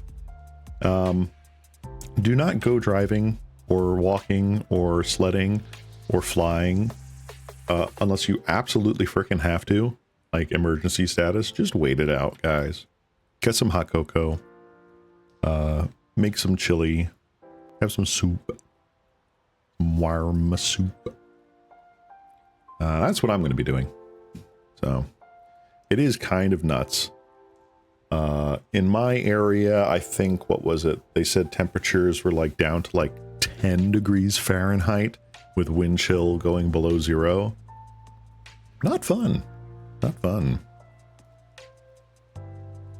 Of course, they've been changing the forecast like every 2 hours, so who knows what the actual temperature is right now.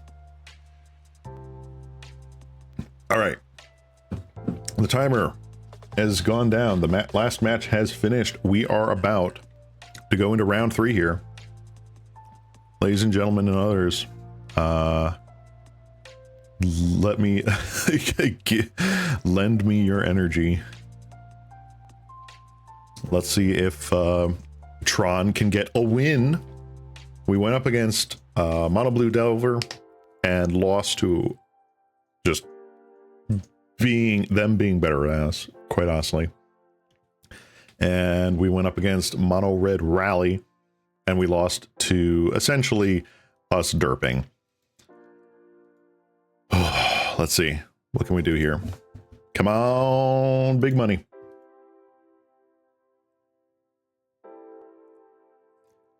I don't know why I'm so nervous.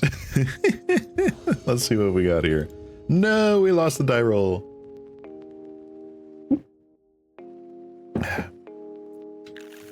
All right. Is this a hand that I can keep? I don't think it is. That is definitely not a hand that I can keep. This is better. I'm going to get rid of a generous ent. I have to get rid of one more thing too, which is annoying. I think I'm going to get rid of the second generous ent.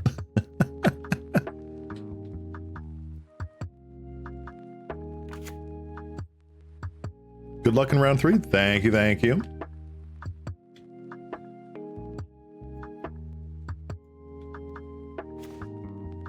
Ooh, okay. All right, let's hedge our bets. Lead with tower, candy trail. There's a mine and there's a stirrings. Ooh. All right. Let's put stirrings on top and then mine on top. All right, I see blue. So it could be one of two things. It's either fairies or it's Blue Delver / Tolarian Terror, and I'm pretty sure it's Terror. Yep. Artful dodge. Interesting.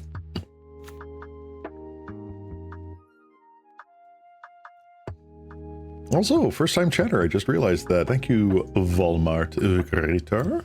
Thank you for stopping by. Welcome, welcome. I am a cat slime that streams every Monday. And I do try to play a different deck every week, or just like a sweet deck. Today I am in super competitive mode, but otherwise I am just a very chill, trying to have fun Slimu. That's a counterspell. Okay. So if you like my content, feel free to follow and stick around. You can watch me on Twitter or Blue Sky. Next time I go live. Boomerang. Okay, so this is a different type of build. Fascinating.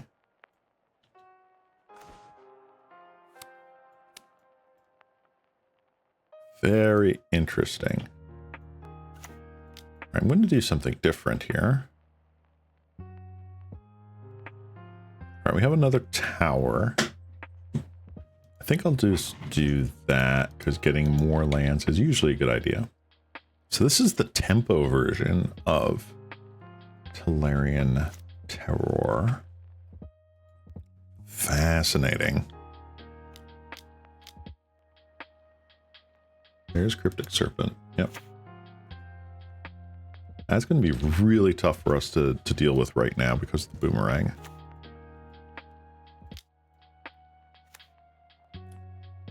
Alright, we've got Fangren Marauder. Another Candy Trail. I think I'm just going to bottom both of those. Yeah, it does not say non-land. Boomerang is the old school, just to get bounce something back up. They learned very quick after that. Just don't do that anymore. All right, let's Candy Trail. Good. All right.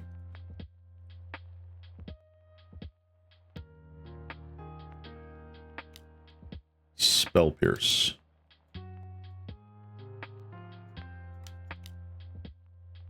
Sure.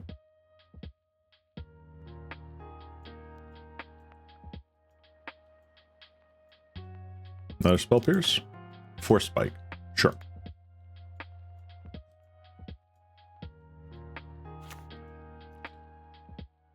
Got punished there. Oh well. See, I built the green-red Impact Tremors deck that I played. Oh, you did! And enjoyed the VOD. This was the first time I could catch a stream, though. Oh, well, welcome, welcome. I still have that deck in my library here. One of these days I should revisit that. Because it was fun. It was enjoyable.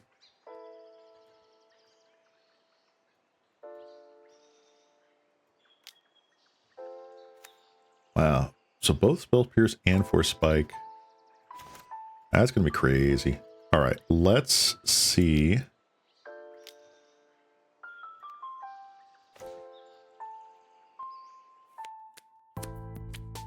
All right. 6 and 5.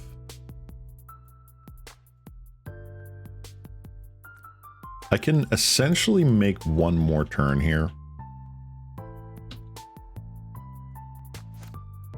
Artful Dodge. Oh, well, no, they have Artful Dodge in the yard. So even if I went Maelstrom Colossus into Pinnacle Kill Ship, Artful Dodge would just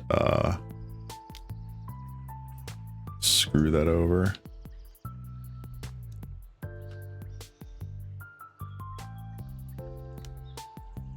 All right, we're going to concede and go. Yeah, Blue Terror is one of the worst ones that we can have here. Let's go and do that. I still like the Breath Weapon. That's out of here. I don't like the crop rotations because that feels just bad. Let's see here.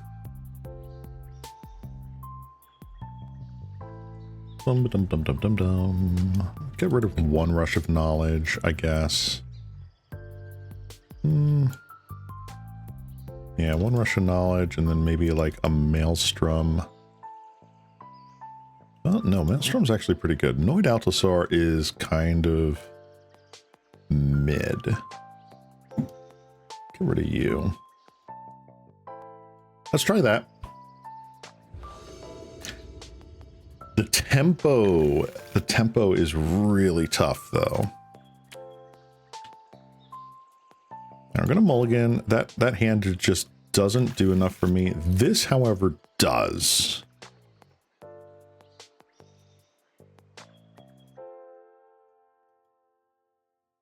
All right, do this. I have I have a potentially good opener here. Potentially. We'll see what happens. I'm going to yield through this turn because there's nothing I can do.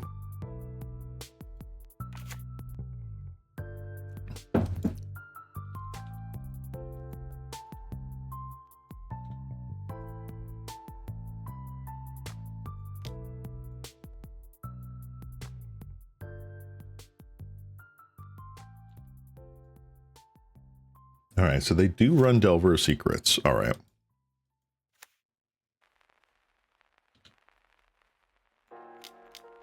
Do not mess this up. I want an Urza's Mine. Thank you.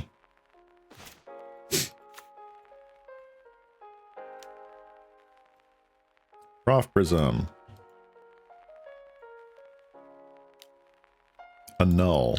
Sure. All right, knew they would be bringing in things like a null.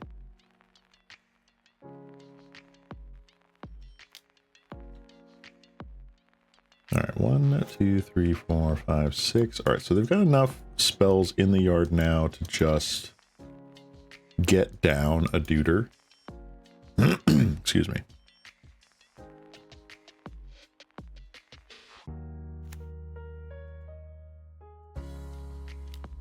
Player turn? Sure.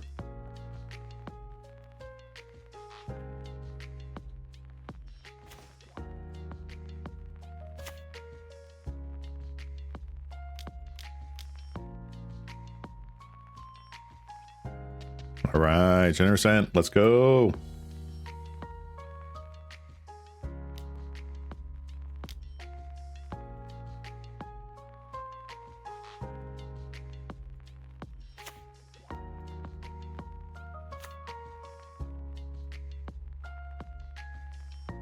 Even if they just bounce Ent and crash in, I think I'm okay with that.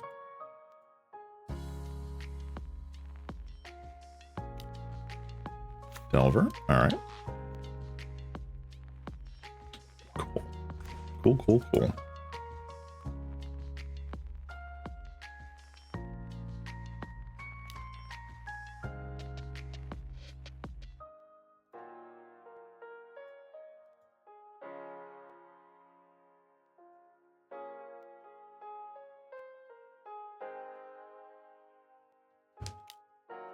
Another annul.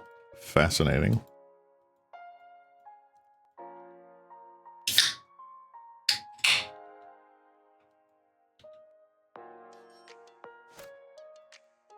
All right, Delver of Secrets is going to flip because it always flips. Yep. There's Artful Dodge. Good to know.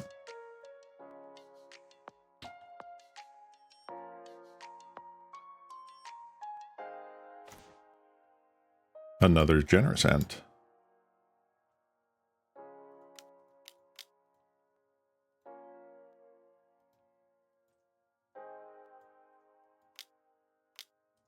Counterspell. Yep. Just staring each other down menacingly. Hey, Pain! Good to see you, man. Good to see you. Good to see you. It has been a while. Doing good. I am sitting here in the middle of Snowmageddon. Just trying to bide my time. Nice. Okay, we did it.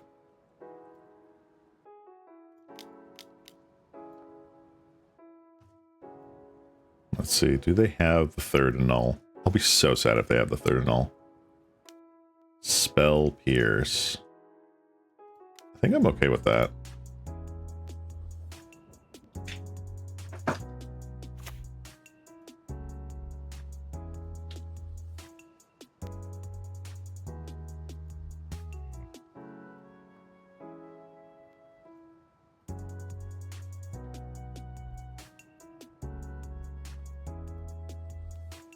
All right, honestly, I'm going to put that on there.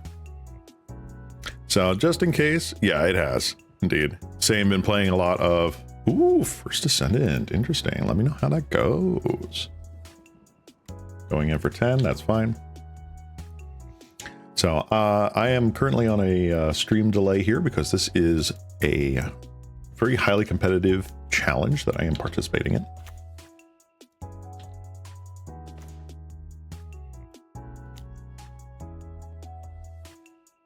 We are currently 0-2, so we are losing, which is not ideal. Oh, wish I could have gotten that circle protection, but we don't have anything we can do with that just yet. Wow. All right.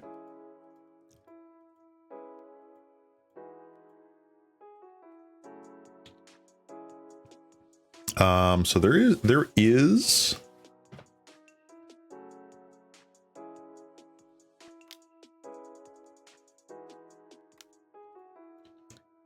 something to be said here. If I do that, they can use the artful dodge to get in.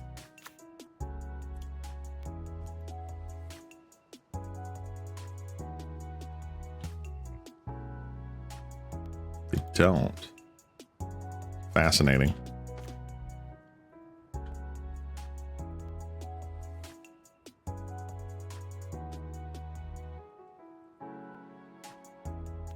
All right, we're just going to stare it down here.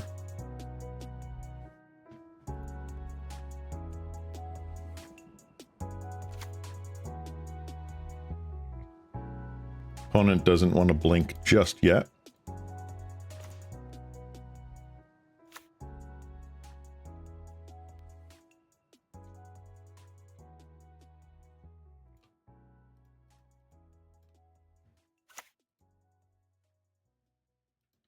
Nothing in opponent's graveyard that I'm really all that worried about. They're also in top deck mode.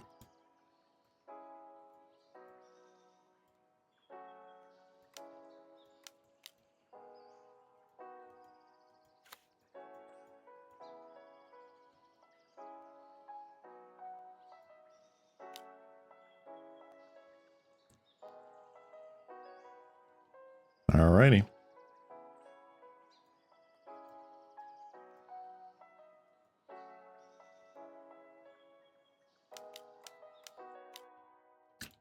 Lauren revealed. So with 2 mana, do they have something that can stop 14 in the air? Artful dodge. Yep.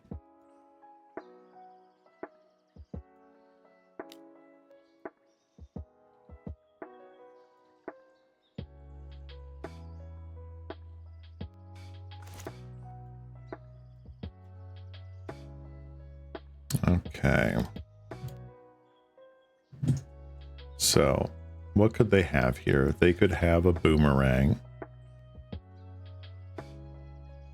I'm trying to think how we lose. And I don't think there is a way for us to lose.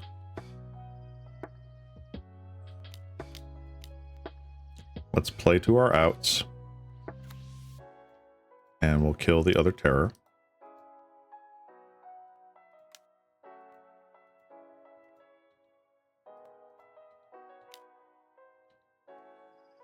All right. Good. All right, now we have to win this one. I don't know if we're going to be able to. Annoyed Altasar definitely was not good for us. Wholesome Marasa is possible. But we're just gonna rock it.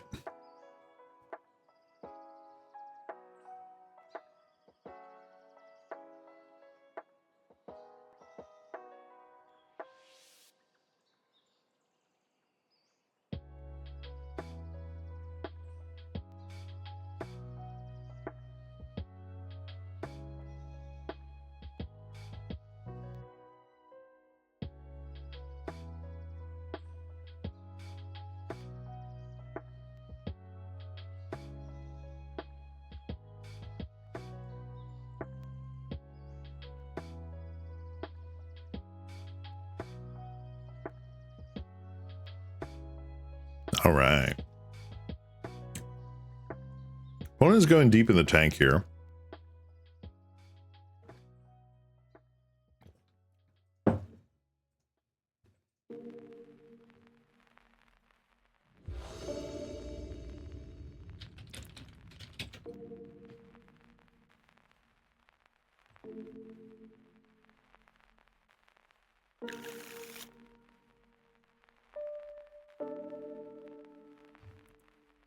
All right, let me go back to the screen.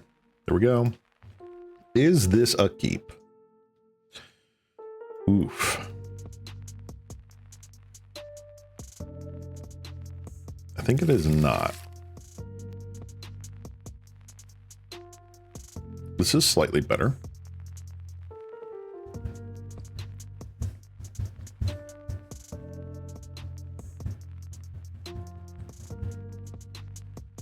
All right, I'm going to put that away.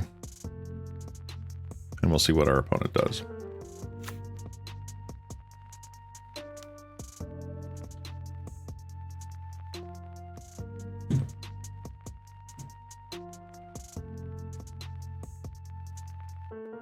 Opponent on the very interesting tempo play. I wonder if they kept the boomerangs.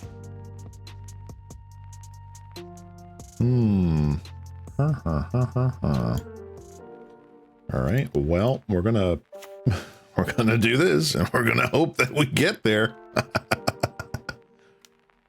Mental note. 2 brainstorms. Okay.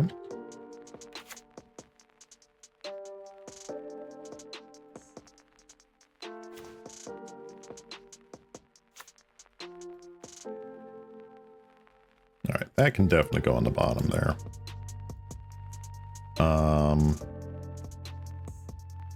I like the idea of cracking map, but I also kind of like the idea of forcing out a counterspell for Pauperism. They don't.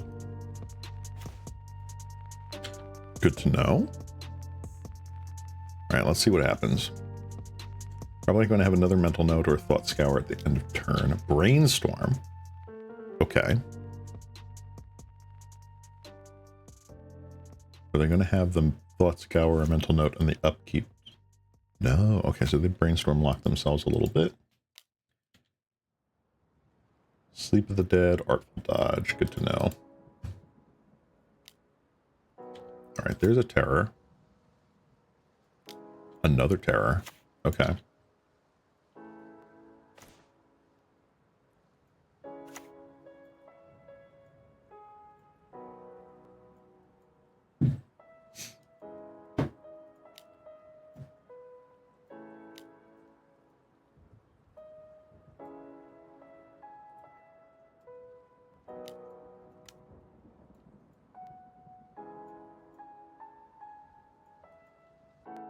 All right, we're able to kill one of those.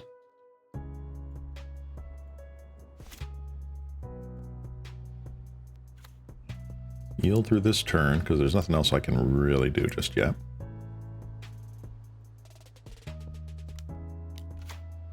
Cryptic Serpent. Yep. Mine. All right. Whew. Okay.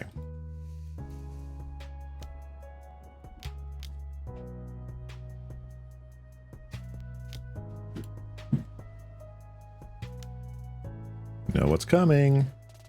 Big boy. Engine stirrings. Let's do that. See what we can get. Want a counter spell targeting Annoyed Altasaur.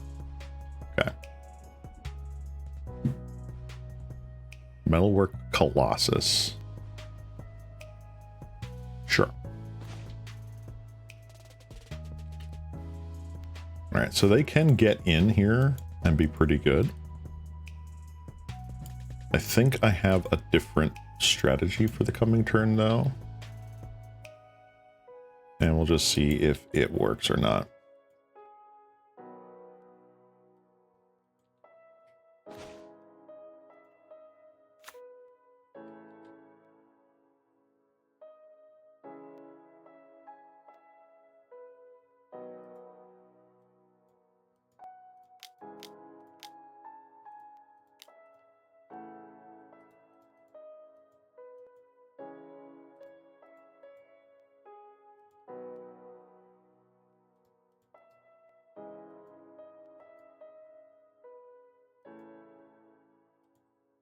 I wish that had hit a generous end, because that would have been so funny.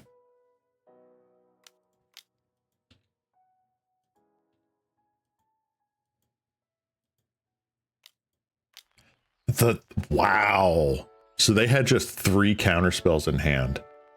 All right. Well, I don't think we can beat that at all, period. That's a shame. That is such a shame.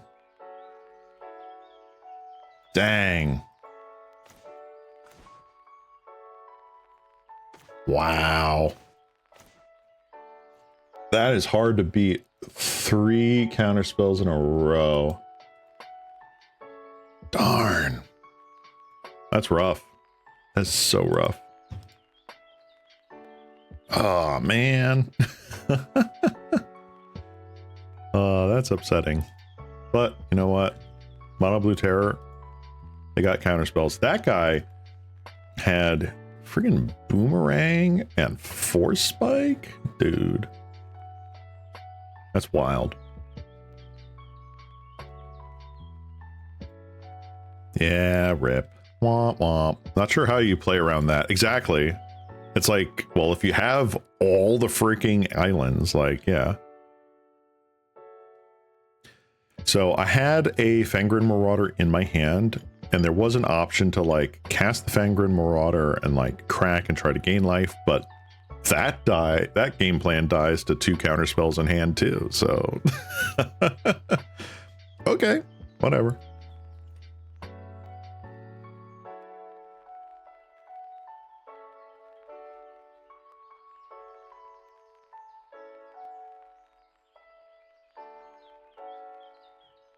All right, I'm going to put together this sweet mono white deck that I had been talking about. Let me get a new deck list going in here. What do we want to call this?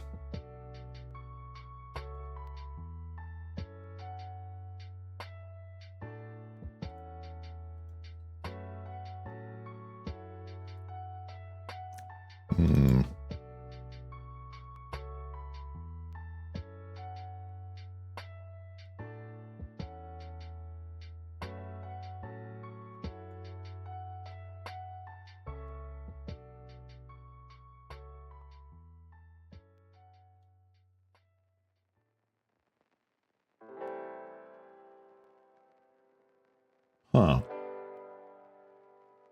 Actually, I'm just noticing, do I not have any gate decks in here? Huh?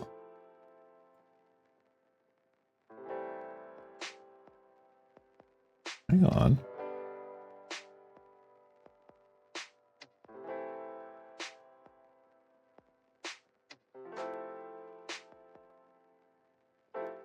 Am I just missing it? Like, I don't have any gate decks? Mid-range. No? No?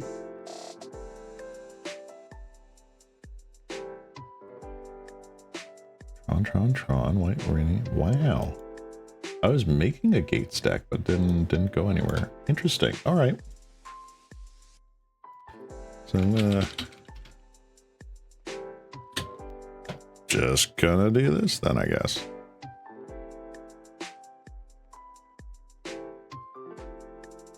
All right, let's put it together.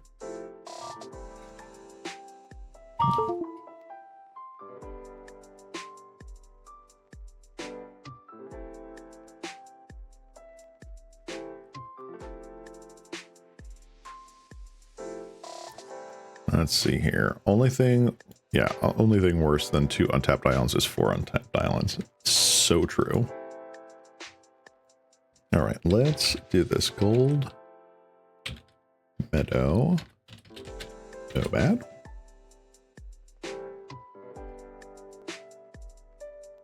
All right, so we get 4 of those guys. We got 4 Lunarch Veteran. Yeah, higher windows. Could you not? Okay. Huh? This card is not... What? Oh, I have this in standard.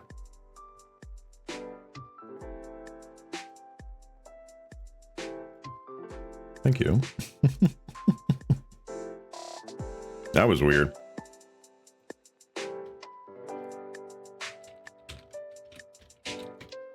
We get our scared cat.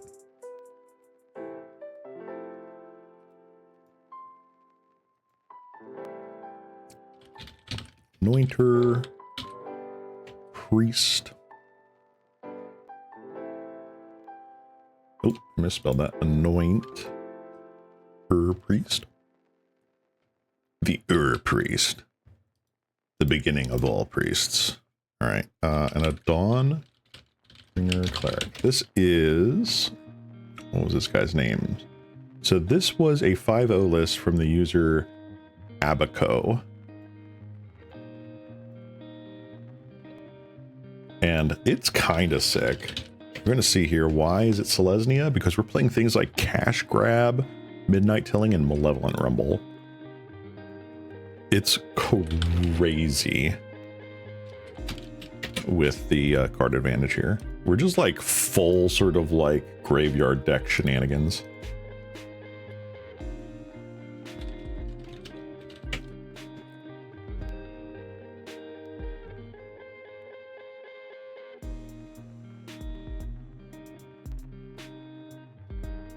All right, we got a full set of Thraben Charms.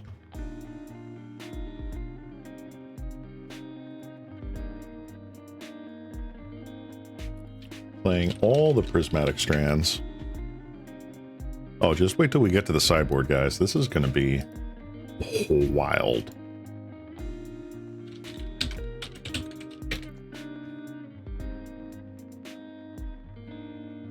And yes, 4 Battle Screech.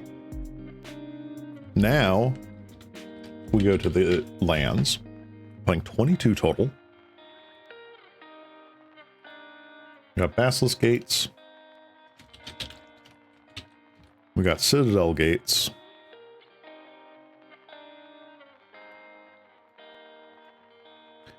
Manowar Gate.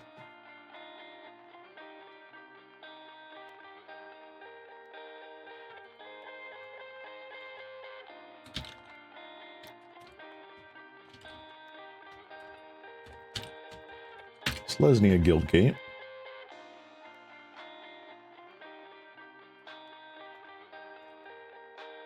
And then we're running Snow-Covered Plains.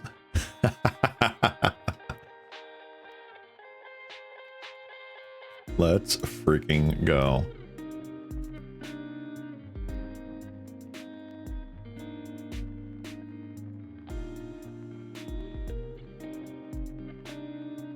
All right, and now for the sideboard.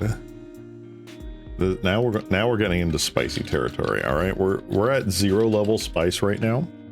Just wait for it. Nihil Spellbomb. Reasonable card. Very reasonable. Journey to Nowhere. It's like, oh, okay, we're going to bring in some more removal, right? Yeah, all of it.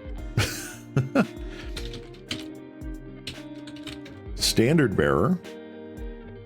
Why? Because we can't lose to other gate matchups.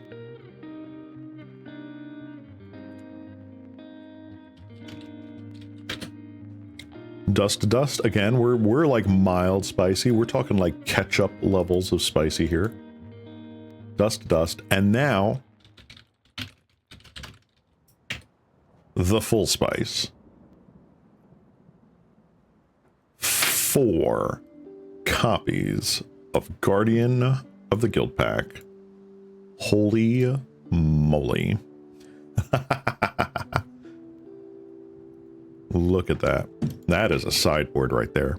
Wow. Wow. Yup. So this is the deck that 5-0'd. And it's impressive.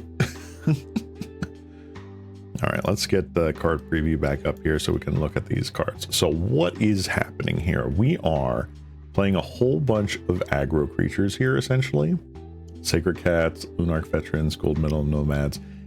Almost all of our creatures can come back from the graveyard in some way, shape, or form. All except for basically like 1. That means that we can trade and get so much value out of this until the point where we have Basilisk Gates to just go bigger than our opponents can handle. we're playing things like Cash Grab and Malevolent Rumble and a single Midnight Tilling here to just turbocharge our graveyard, so that way we can just start casting things back from the graveyard. Prismatic Strands, Battle Screeches, even just half a Battle Screech is huge because that gives us potentially a very large flyer. This is a really sick deck idea, and I cannot wait to try this out in the 2-mans. So I think depending on how long this this challenge goes, we are going into round 4 out of 7 here. So depending on how far we decide to go in this challenge and how much time is left, I might decide to do a couple of 2-mans for free with this deck or the Selesnya Counters deck. This guy. Just to kind of round out the day. So yeah.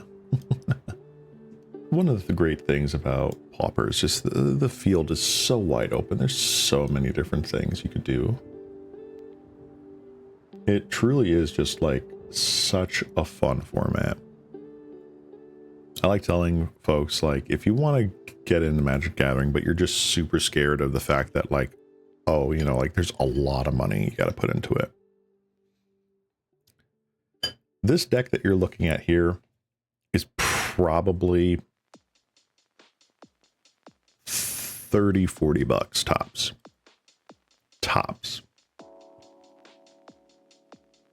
The deck that we just built,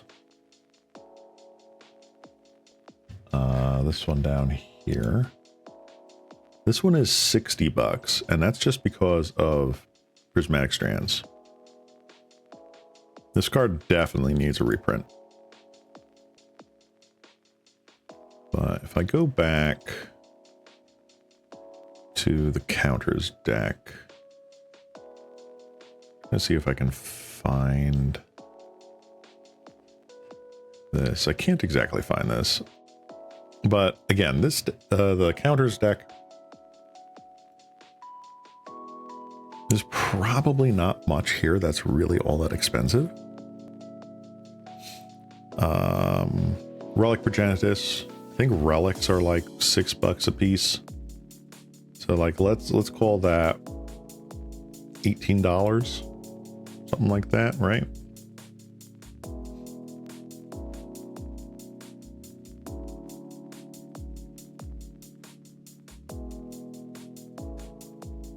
I think they might be a bit cheaper than that. So let's say 15 just for the sake of rounding. All right, $15, and then the rest of this deck is like what? $10. So for 30 bucks, the price of basically some fast food, you can play Magic and just have fun. That's why I love this format so much. And while some of the cards can feel super complicated, I mean, like, look at the amount of text on there. Without looking it up, tell me about the most expensive common in tickets.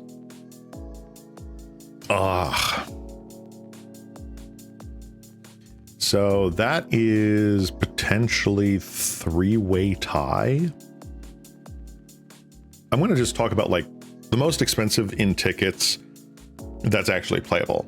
All right, because there's probably like a couple of commons that just haven't been printed all that much, quote unquote printed, on Magic Online that are just expensive because there's not just a lot of them out there. But the 3 that I would say are top most expensive on Magic Online in tickets are Lotus Petal. Lotus Petal, I'm pretty sure, is like 20 to 30 tickets each. Blue Elemental Blast and Red Elemental Blast, like just the blasts. So like it's kind of interchangeable, but I'm sure one or the other is more expensive, like red elemental blast / pyroblast, blue elemental blast / hydroblast. Those ones I think are like 15 tickets each. The red blasts are more expensive because those are actually used in Legacy. So yeah, that's my estimate there. And I think Lotus Petal is also more expensive because I believe it is not currently banned in pre-modern.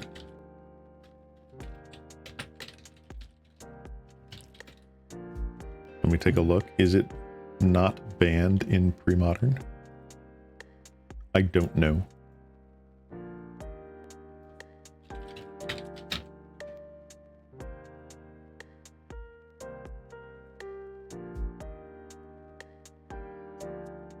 It is legal in pre-modern. Okay. All right, so let me see. Let me see if I'm actually there. Lotus Petal is 6th. Okay. So I would be hazarding to guess Hydroblast is 5th. The red blasts have to be higher than that. They're either like 3rd and 2nd.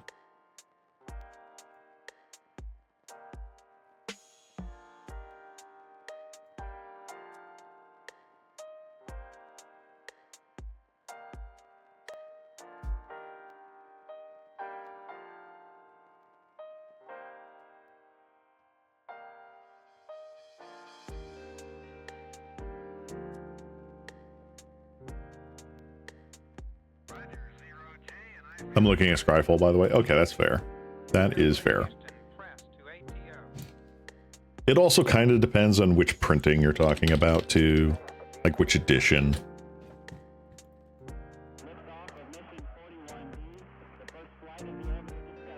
I'm going to do that, too. Let me pull up Pauper on Scryfall. And price and tickets. Let's see here. Ooh, okay. So I wasn't too terribly far off. Okay, so blue elemental blast, hydroblast were up there. Red elemental blast and pyroblast, those are top 10. Lotus Petal's up there. And okay, so this one, this makes sense, and I just didn't consider it. Ashnod's Altar is up there. Kind of buggy with sorting by price. I bet it is.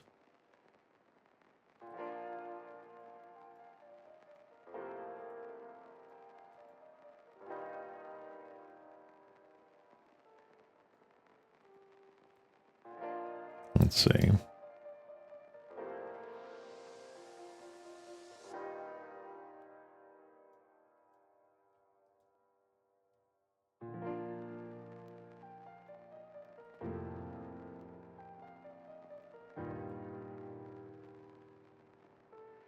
Let's see here. I'm not terribly surprised, though. Like, a lot of the cards that I feel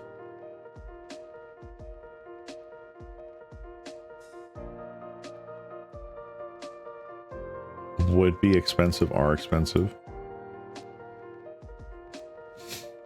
So what I'm going to do is let me take a look at GoatBots. Not sponsored, by the way. Wish I was. Ones that kill me are the top 2. Breath of Fire and Armored World Turtle. What? Hold on.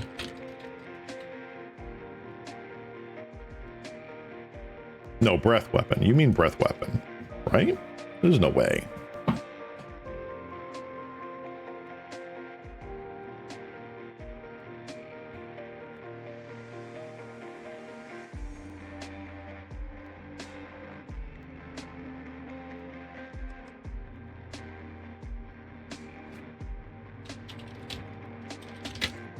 Breath of Fire. Okay, yeah, no, it is very buggy. All right, so Breath of Fire is 1 in a red for an instant, deal 2 damage to target creature. That was printed in the Global Series dual deck that they released, and it only went on to Magic Online through the treasure chest like rewards. It is stupidly out of stock, but that's just because of scarcity. Armored Whirl Turtle.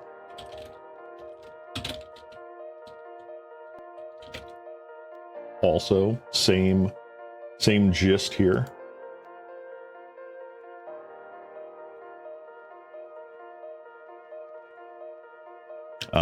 But I would just say that's because of scarcity. Yeah, 39 tickets, that makes sense. Currently sold out on GoatBots.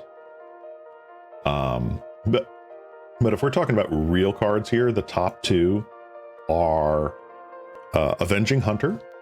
Avenging Hunter is super popular right now.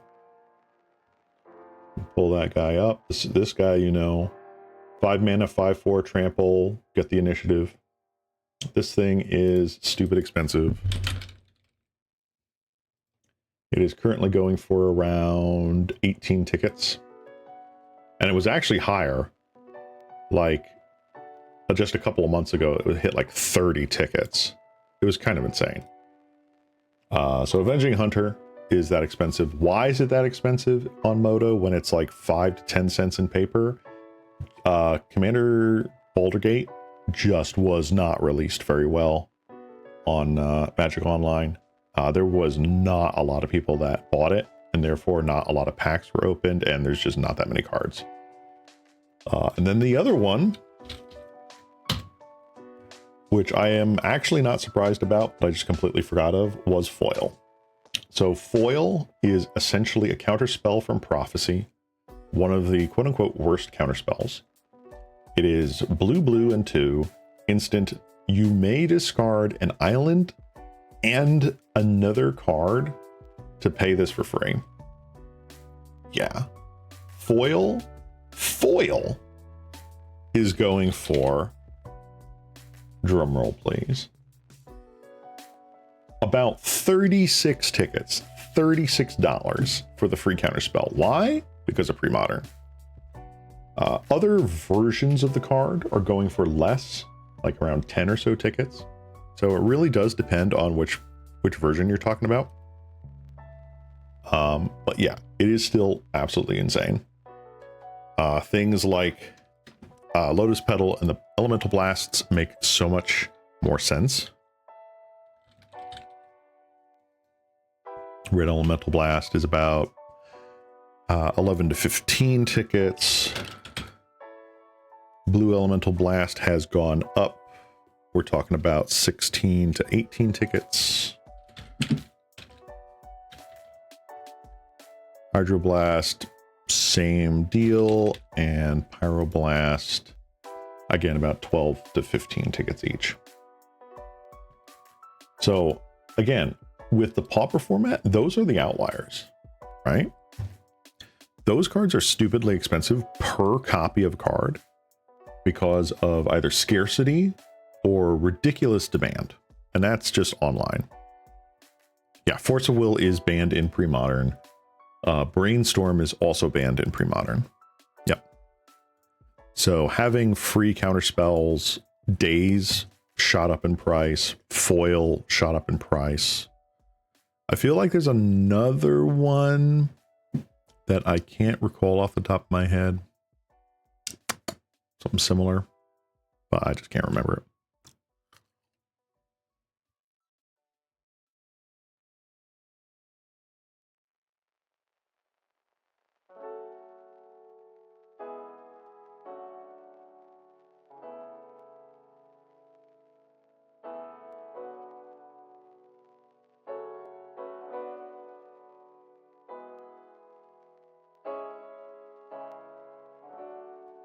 But yeah, these are the outliers, right?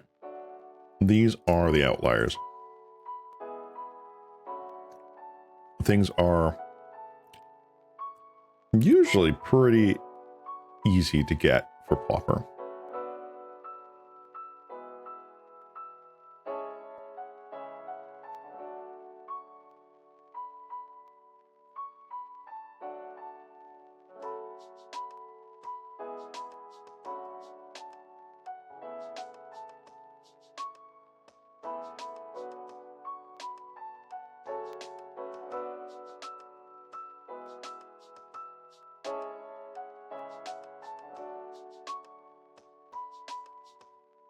Let's see here.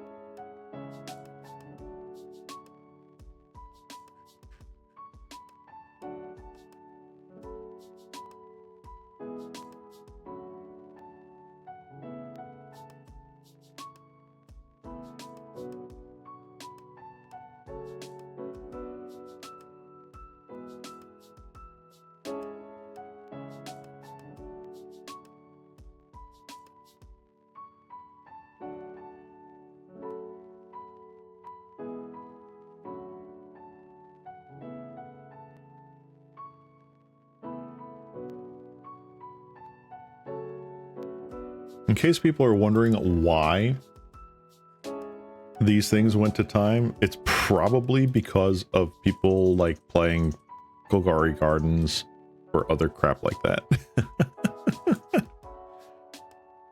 All right, it does look like, hold on, hang on guys. Oh,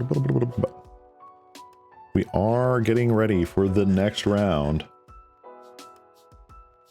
So next round is happening. Can we, in fact, possibly, maybe, get a win? I will be happy with one win.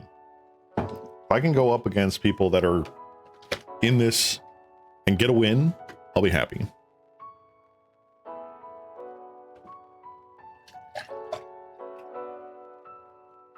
Send me your energy. Your energy.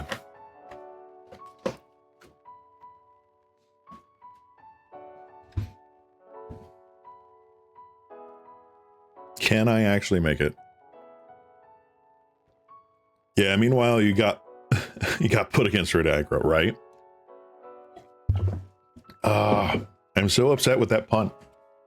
Like, I can deal with just getting beat by a bad matchup, getting beat by a better player, and getting beat by variance. It sucks, but I can deal with that. When it's my own fault, it sucks. It's bad. I want time for a meal between each round. Oh my god. Yeah, it's just like, all right, I'm going to play mono red, guys. All right, match is over in 3 minutes. I'm going to go cook a risotto, and by the time I'm done eating it, it'll be the next round.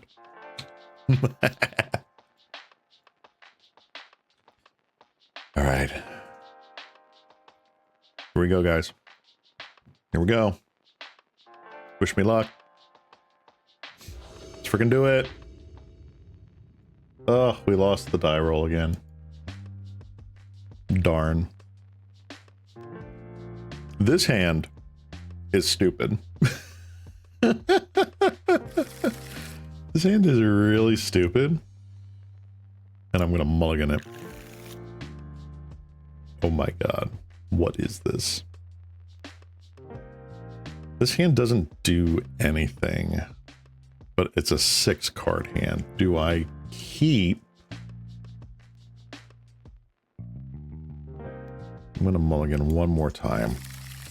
Okay, I will keep this. I'll put away you, because I'm not casting you anytime soon. And I'll put away you. Good luck, thank you. Woo. Oh no, we are against Golgari Gardens, guys. We are going to time. Rip. Rip.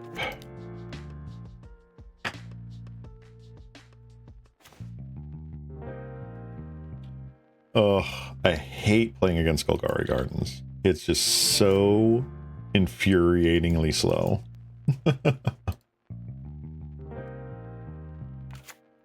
Holdout settlement. Wait, no, this is something different.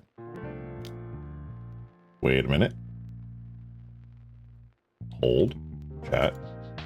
Oh, we're against eggs? We're against cat combo. Alright, they can't pick that. Here we go. They chose Mirror Retriever. Okay. Okay, we have a chance. It's not a particularly great chance, but we have a chance. I don't care about that. I really don't care about that. And I think I'll just do this.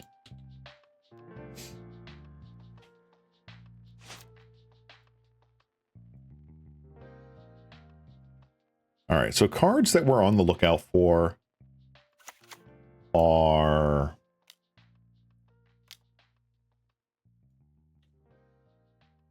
we want to deal with Ashnod's Altar and such. It is possible that we are just kind of dead to this deck, but we shall see.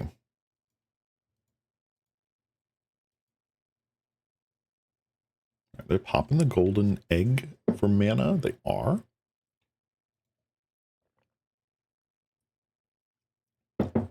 There's Ashnod's Altar. That's not great. So we mulliganed into Oblivion here. And that just kind of sucks.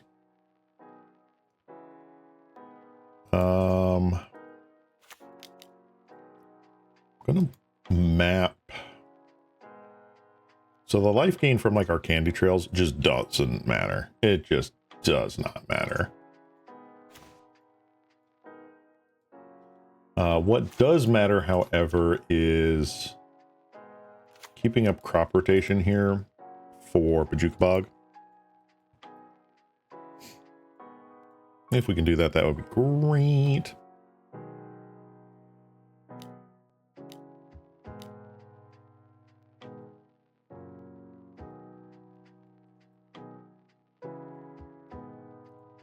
There's the altar. Not happy about that. Trying to find a fairly recent list here.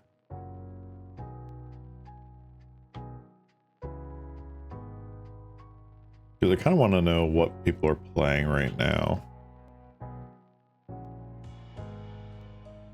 Does it count as gardens? No. Whatever. All right, Lembas, fine.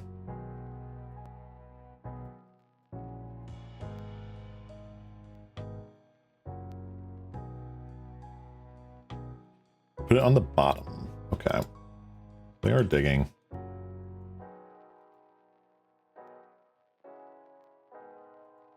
Oy.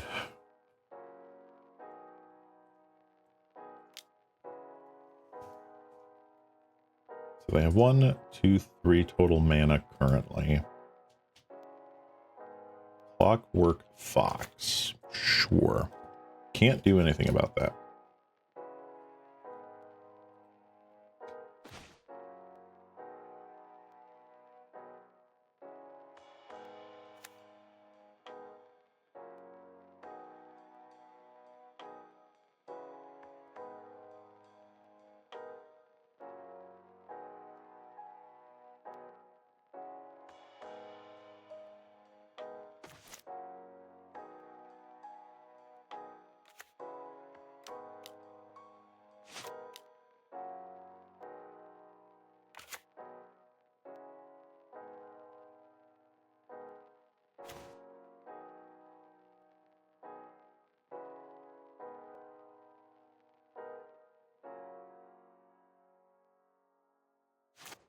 Okay. So I'm curious what our opponent is going to do.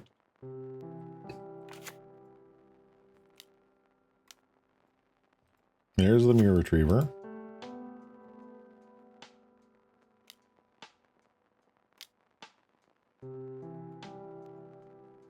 It's Cauldron familiar.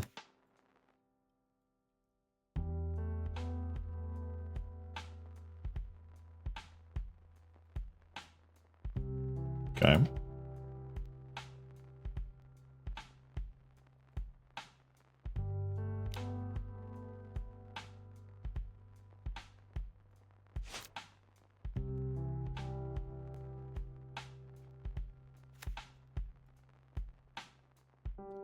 I'm probably going to sack the other Lembas in response to get back to Cat. And that's fine. I mean, it's not fine. Like, can't really do much about that.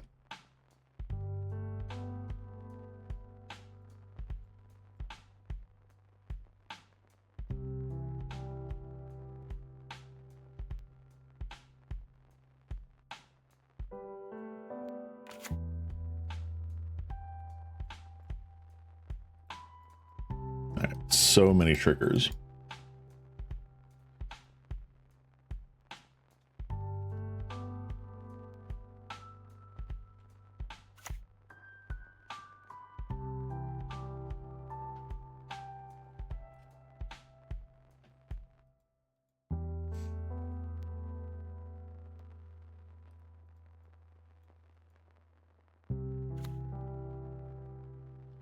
Let's see what our opponent's going to do.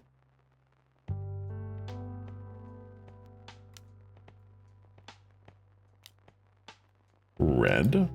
Interesting.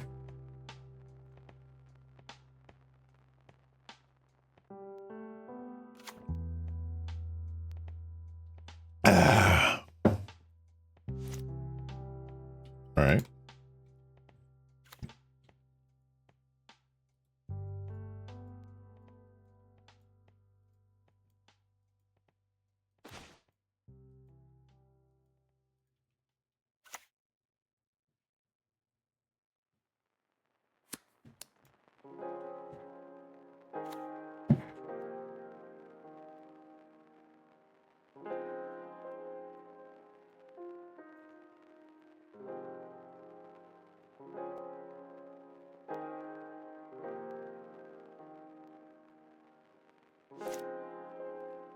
Alright, they're gonna Mirror Retriever, getting back what? Nutrient Block or Fox? Fox. Okay.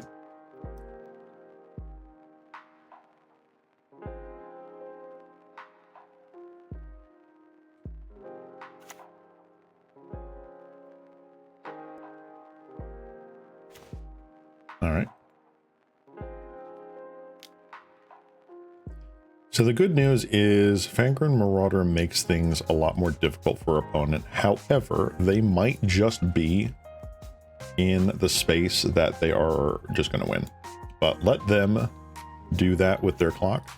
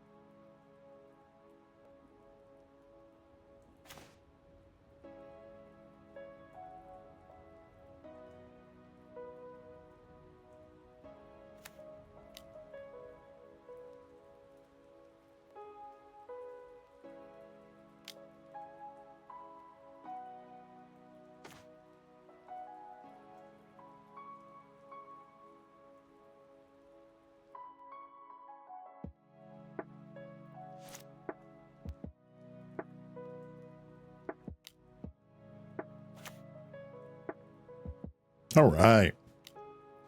Well, our opponent wanted to play some solitaire, so they're playing some solitaire. Go ahead and eat up your clock, opponent. That is totally fine. I am over here noshing on some amazing pretzels.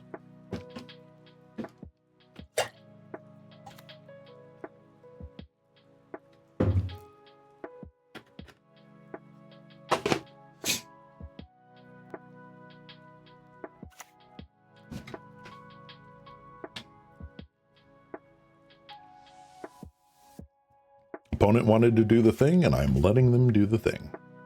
I am just that nice.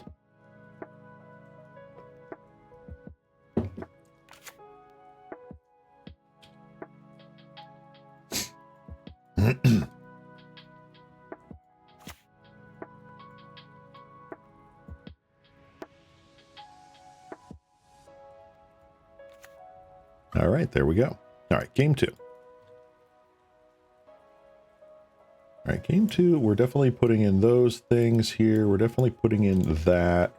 I'm not sure if Breath Weapon really does anything for us. I don't think it does. What do we want to remove? I feel like Pinnacle Killship just doesn't do anything. Because there's nothing in here that we would really want to destroy like that. What's another thing we would want? Pulse Marasa maybe just helps us gain some more life. Let's see. I think I'll just do it like this. It's hard to interact with their graveyard, especially with the cats, because they will have so many foods. That's hard to remove them. All right. This is a capable hand. And we will see what we can do.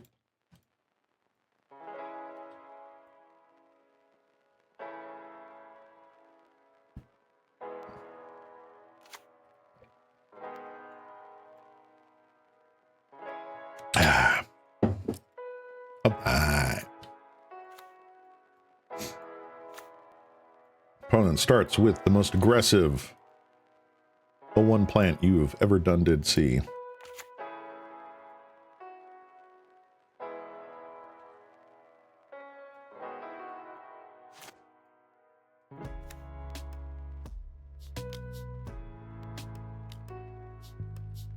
Neg. Seems good. Seems good.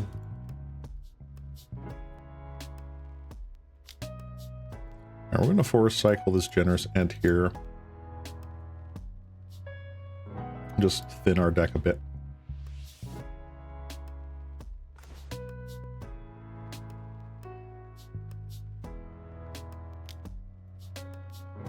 It's Candy Trail. What can we get? We've got a power plant and another generous ent.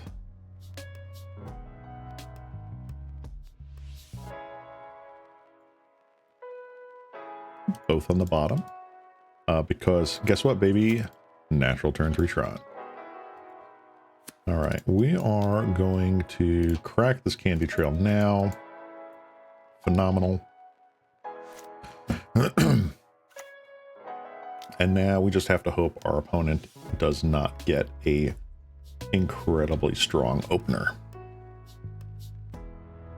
This is Ashnod's Altar. I am sad. It is not.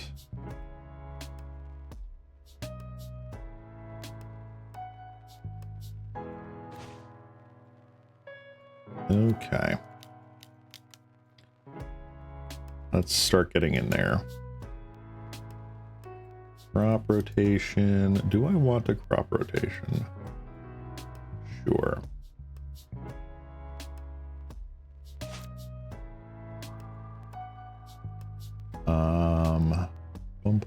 Do I really want anything else? We'll just get Crystal Grotto. Ooh, that is really nice.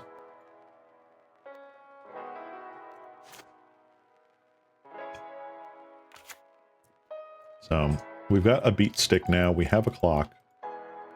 Ancient Stirrings. Going to reveal altar. Darn. All right, they're probably going to cast altar now.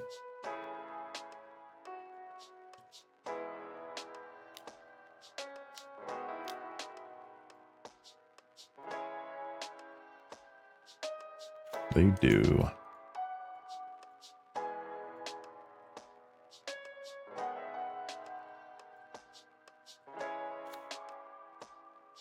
All right, so what I'm looking for is essentially Fangred Marauder. And this draw spell is going to help us with that.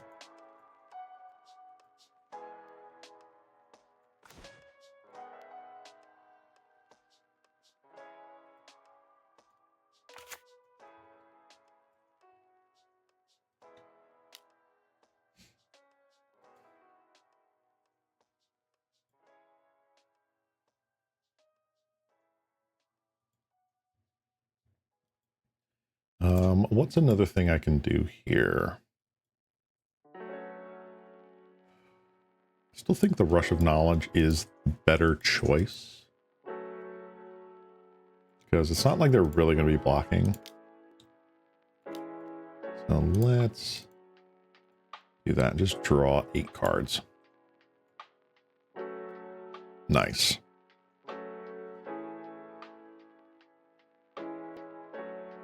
All right. We did not hit what I was hoping for.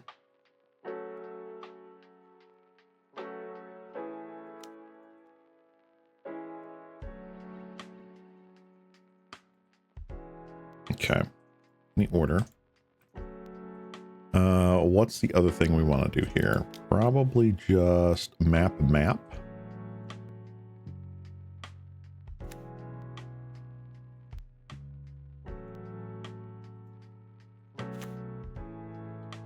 Good end step.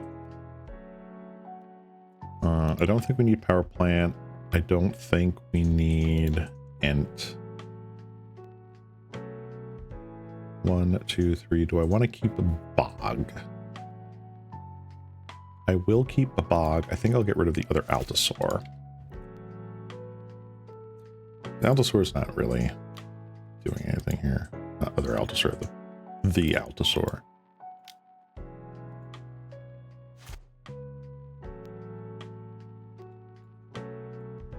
Let's yield through this turn. They get a Mirror Retriever. Actually, no, let's not yield through this turn. Because they could combo off right now.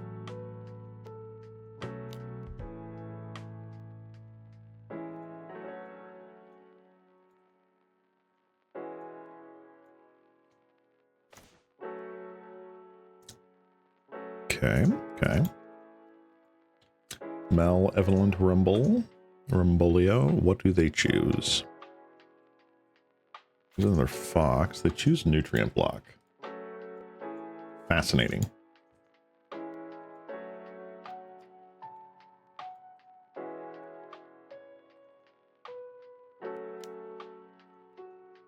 Lumbus, okay.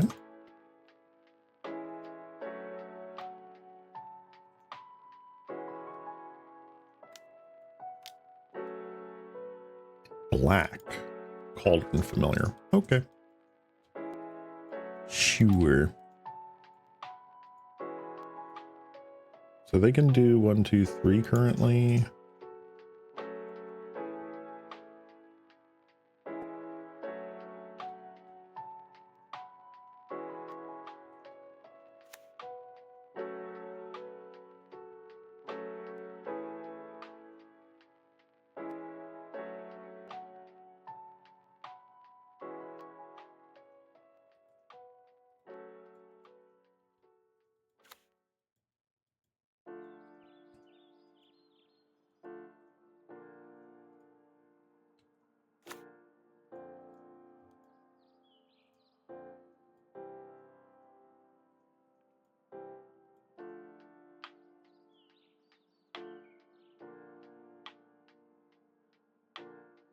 So the question is here, do I get rid of the nutrient block?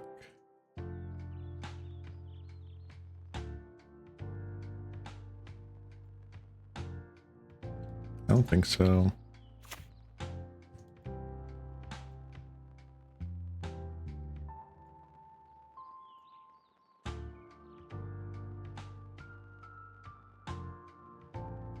The Clockwork Fox, okay.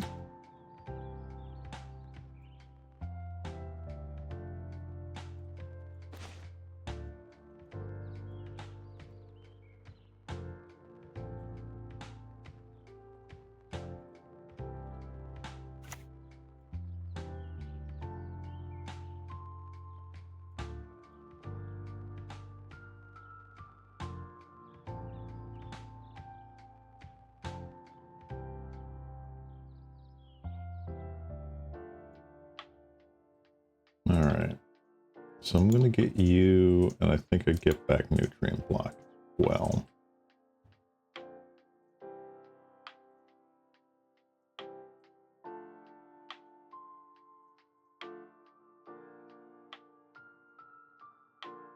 All right, so let's see if that's all they have for the retriever. If they have the second retriever,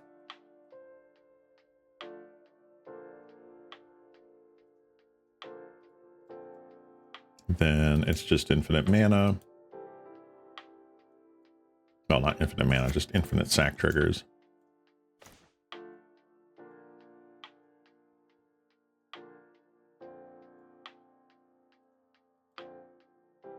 You do have a second mirror retriever. Okay. What are they going to get back? Got back golden egg. Interesting.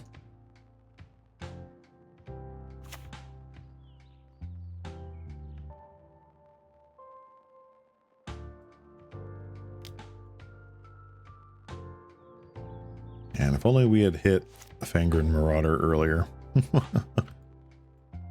Blue, very interesting.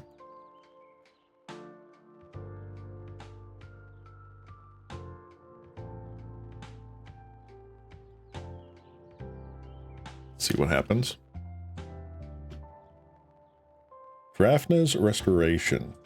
Put any number of target artifacts. Target player's graveyard on top of their library in any order.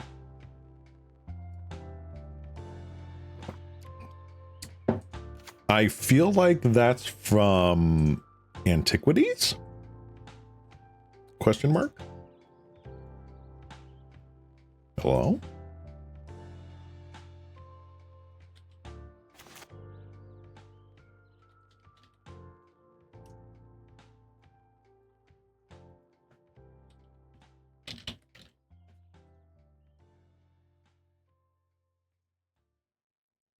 Drafna's Restoration, yeah.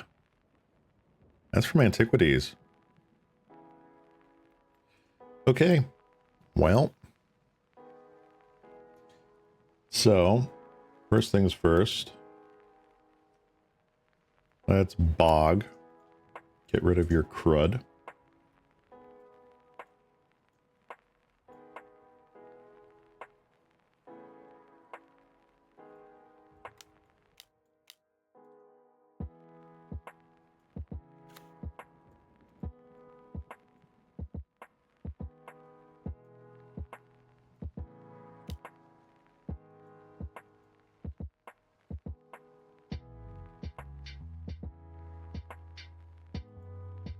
And then we have 1, 2, and 3.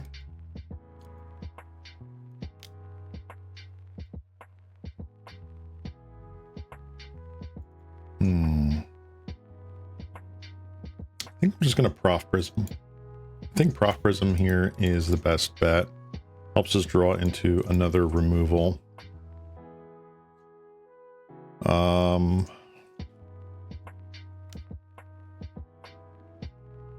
Little Ancient Stirrings.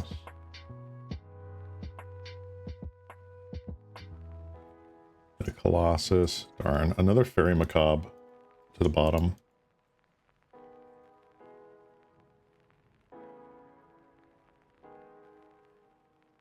I don't think Wizard's Rockets is going to get us there. All right, Duder. I don't think you can beat Fangren Marauder. But the Drafna himself did get a card in Brothers War. It did. Which is kind of crazy. Oh, they just scooped. Yep. That is very difficult for them to deal with. We just have to play it back. We got super lucky that they fizzled because they would have won. They absolutely would have won. Drafna's Restoration. Do I even have that card? I'm gonna have to look that up. Okay, this is interesting. I feel like this is a keep. It is risky, but I feel like it is worth the risk.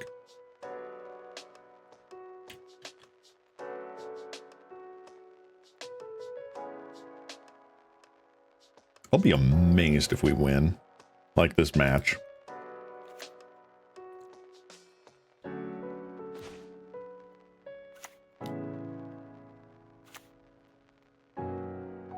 Oh my god. Okay.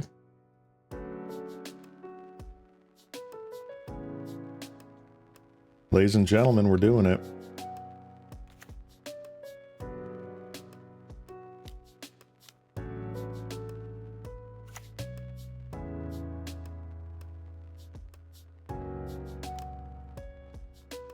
Alright, they got an Ancient Stirrings and a Nutrient Block. Alright, they did not get Altar. If they have Altar in hand, sucks to be us.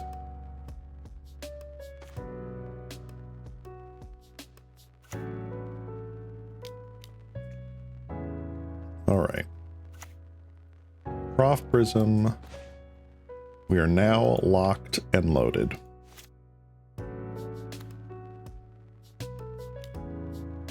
Which one is this? Oh, it's the other Final Fantasy Forest. Interesting. Interesting. Get in for one? They're getting in for the one. Oh no. Did not attack with the plant token, you coward. Golden egg. Golden egg. All right.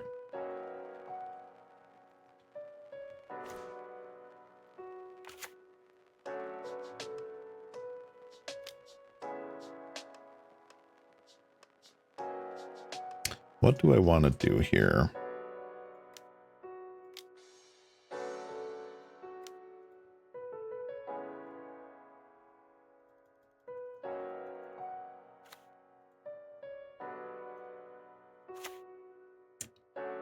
Ooh. That's kind of spicy.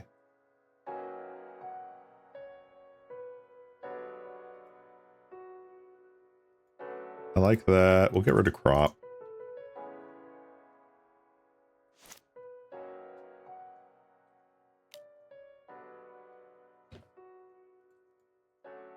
Do they hit the altar? No, they hit a land. Fine.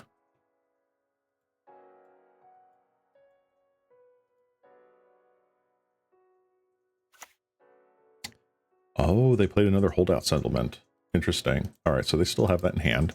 They got two unknowns.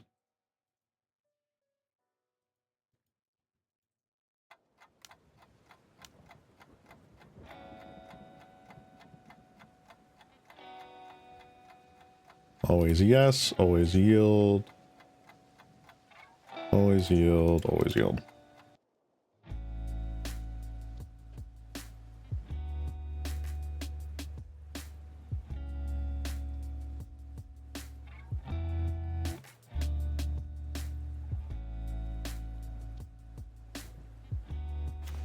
Nice.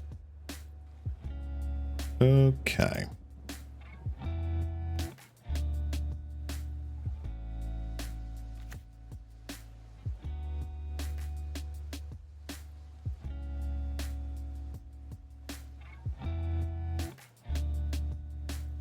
I think to be on the safe side, I'm going to get Crystal Grotto. That way we have a basically something that we can't like just whiff. All right, on color, like if they naturalize our Prof Prism here. Do they run anything that can just tank that? I think I just sit back here. 1, 2, 3, 4, 5. And we got 2 candy trails. We can sit.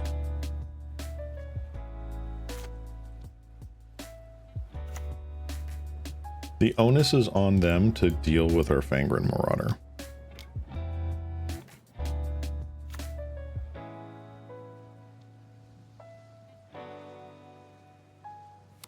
And we do have a Weather the Storm from that candy trail.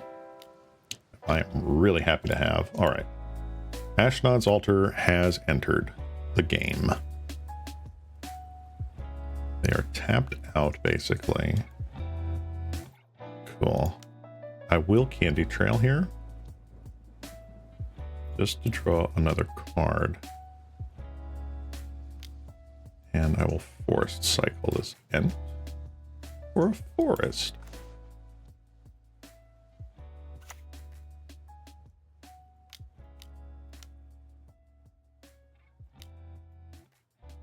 Let's get Maelstrom Colossus going here into Annoyed Altasaur because we are champs. Into Wizard's Rockets because darn it. Alrighty.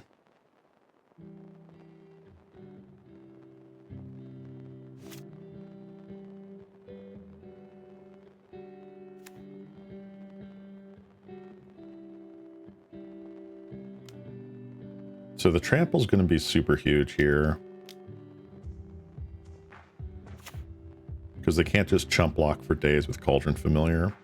I mean, they can. We will attack with the Colossus and the Altasaur because they are at half the clock that we are.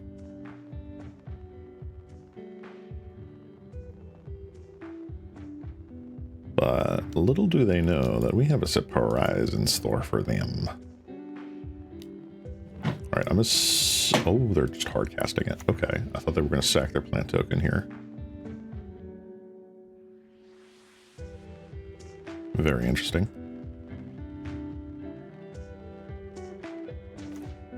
Nice. All right, we will play a land.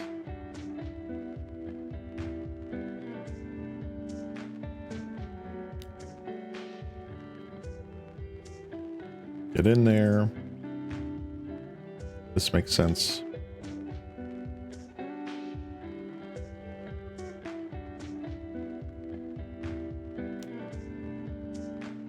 We will Candy Trail. Do we see anything good? All right, we got more mana. We do not need more mana. We will crack Candy Trail. Nice.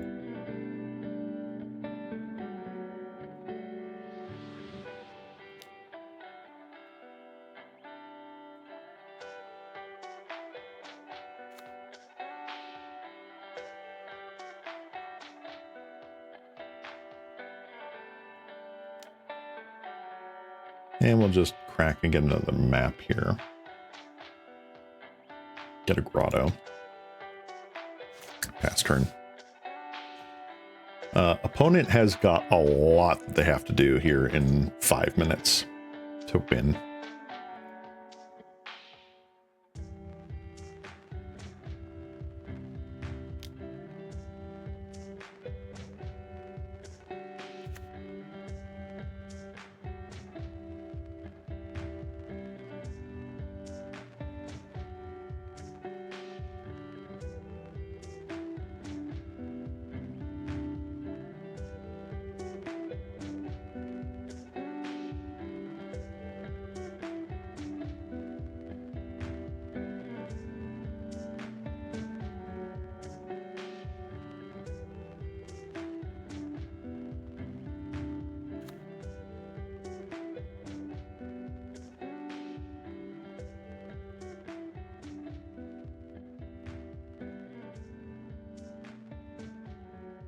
All right, so nutrient block is out. That's one of their infinite mana things that's out of here.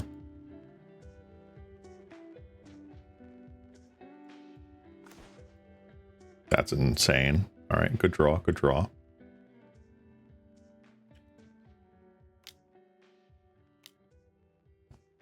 Another cat. Got a kitty cat.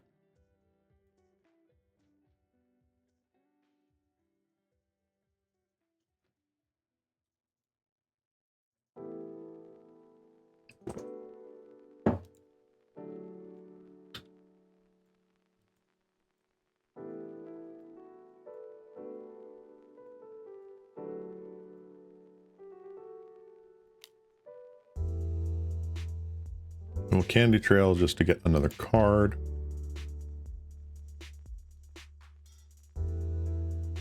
Very good.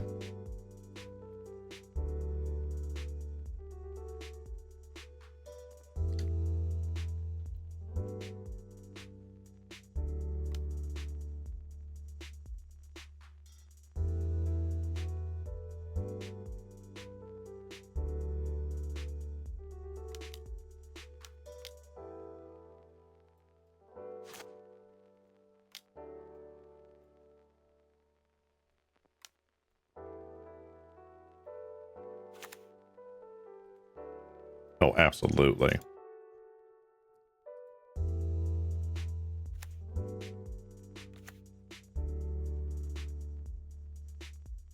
One, two, three, four.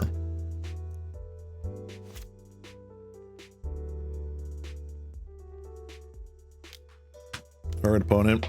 Let's see you win. Rock Clan Shaman.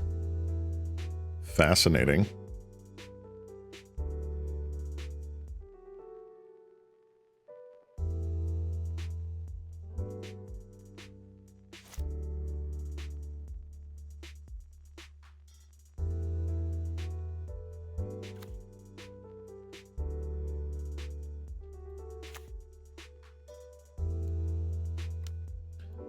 Okay, okay.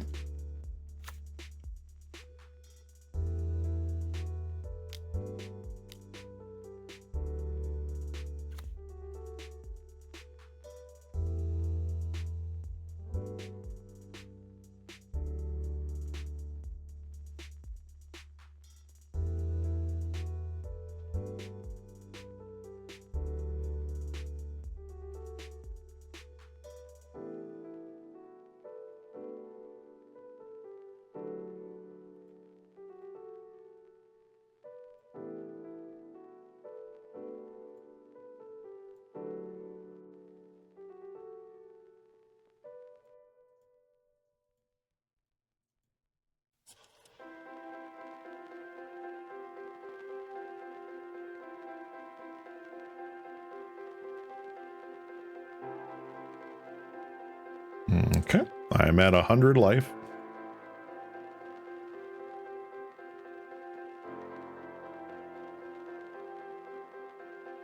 So you can do a lot of... You can sweep everything but the Colossus.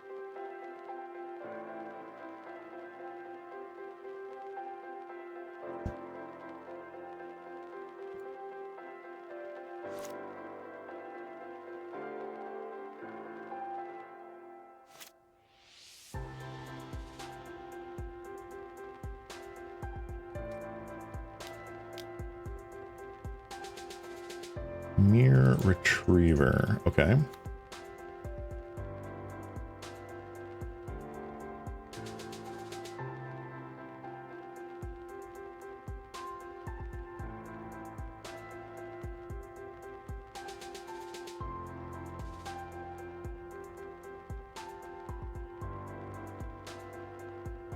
Opponent, I don't know if you're going to actually be able to do anything.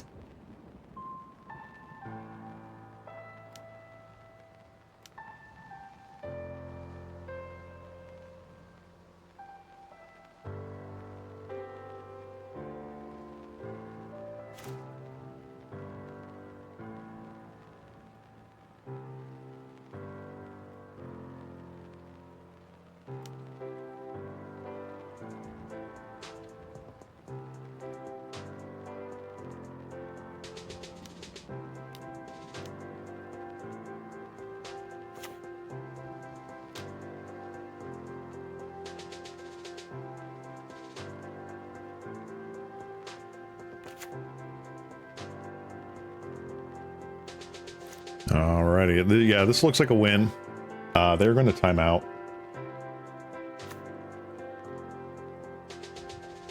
That is one of the downsides of playing a combo deck like this, is it just takes a lot of clicks.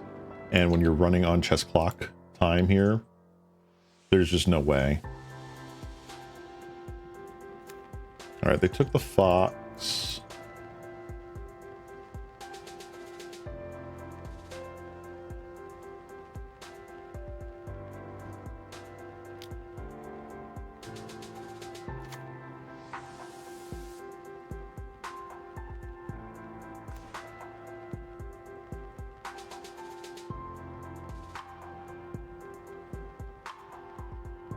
And we won the match. There we go. Good stuff. Good stuff. Well, opponent got to do a lot of comboing. Wow. But we got there. We've got one win. And we were one of the last 3 matches in process. Oh, that's so good. Oh, that's so good. That's crazy. All right, let's get rid of you for now. Wow. Yeah, I've built the Cat Storm deck. I'm pretty sure this version that I have is not the one that our opponent was playing. Yeah, because this is still running many partings. I did not see them run any of those. But yeah. The deck is super strong. If you play this in paper, you probably just get the win. But there's downside to trying to play Storm decks like this online. Opponent was very fast though. I will give them that. They were not a slouch. So kudos to our opponent. They were doing stuff and things. But unfortunately, you just cannot beat the Fangren Marauder. GG. Yeah! Super happy about that. Super happy about that.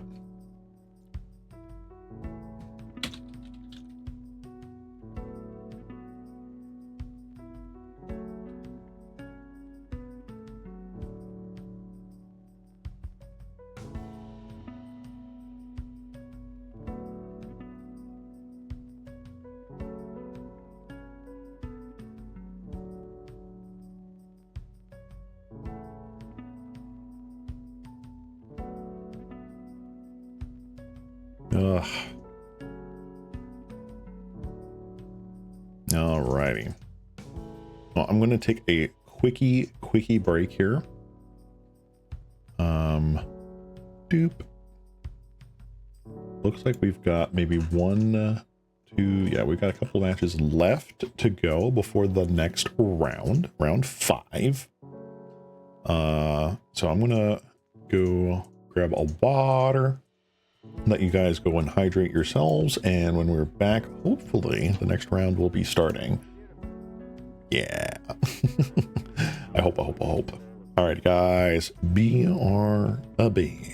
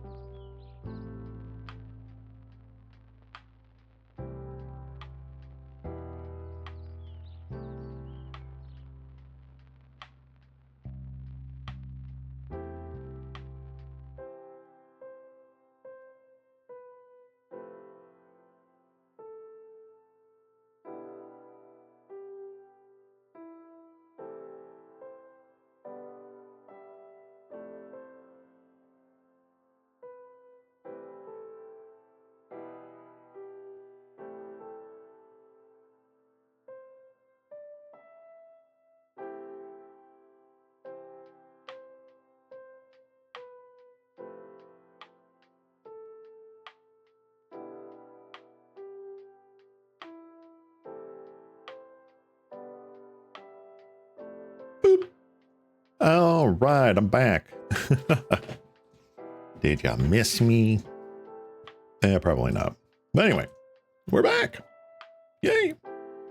All right, two more matches. Just about to go to full time here. Oh my gosh.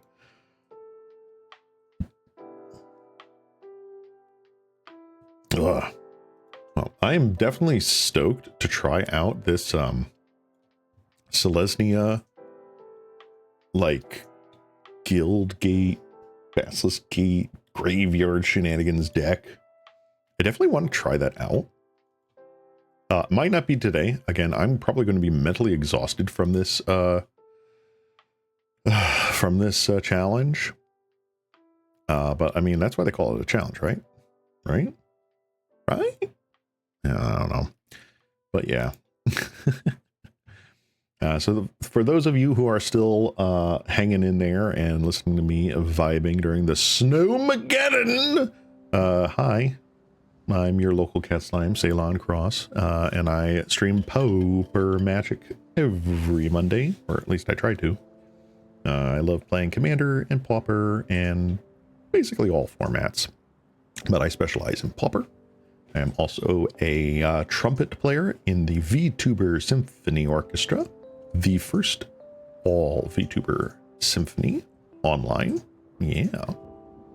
And we are currently doing auditions. So if you are a vocalist or an instrumentalist of any sort of classical instrument, woodwinds, brass, strings, percussion, that sort of stuff, feel free to check out the VTuber Symphony Orchestra Twitter account and audition.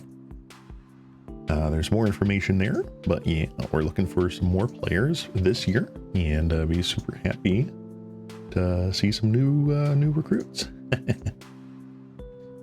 Aside from that plug and shout out, I am also a voice actor now with the You're My Oshi radio drama. Yeah, that is a production that is being made from Telltale Studios, and it is basically a project that was started by a friendly acquaintance of mine, Jimmy Roca, and they had auditions recently for some extra parts, and I got in. So you will see me in the background, or hear me rather, in some future episode down the line. Super stoked to be working with them. Yeah. Aside from that, I'm just kind of vibing today. Let's see, was there any chats that I missed while I was over there? Yeah, that deck seems mentally exhausting. Yeah, Walmart Greeter, you are correct. The Cats deck, the Cats combo deck, let me pull it up here, or at least a version. I don't know if this is what our opponent played. This is just a mentally exhausting deck. Any sort of eggs deck, not called because of this, but like there's a lot to it. But anyway, any sort of eggs deck is really tough to play. Oop, I just got a ping. Looks like round 5 is about to start. Let's go. All right. Under 2 minutes and we can get in there.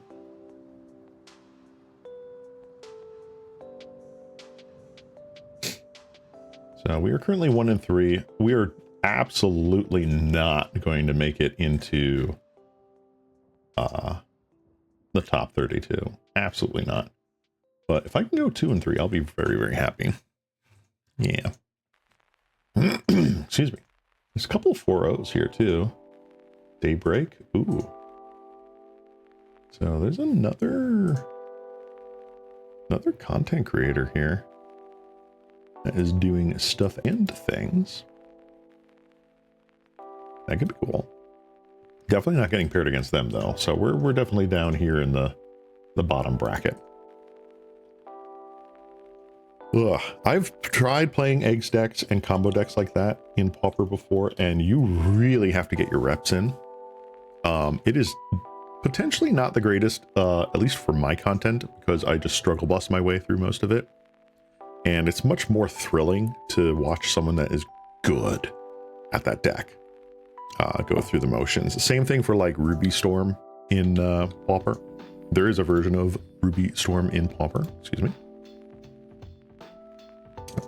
And while I enjoy it, I'm just not fast enough. I just don't have the mental pathways connected fast enough to really go through it. But oh well. I still enjoy playing these other decks, mid-range and aggro decks. All right, round 5. Give me your energy, guys. Come on, let's do it. Can we actually get a second win under our belts? Am I even wearing a belt? No. First, get me a belt, and then let's put another win under it, okay? Okay. All right, round 5. We have lost the die roll again. The die roll RNGesus not being with us today.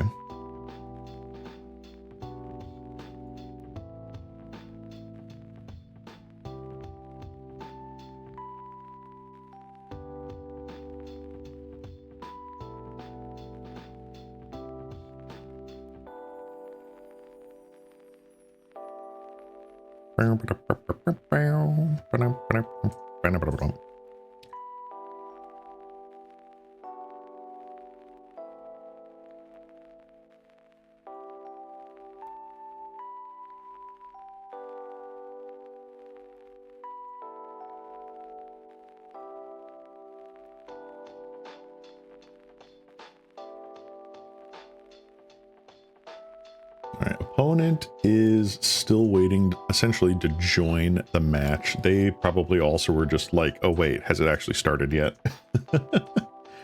So we'll just sit here for a little while until that happens.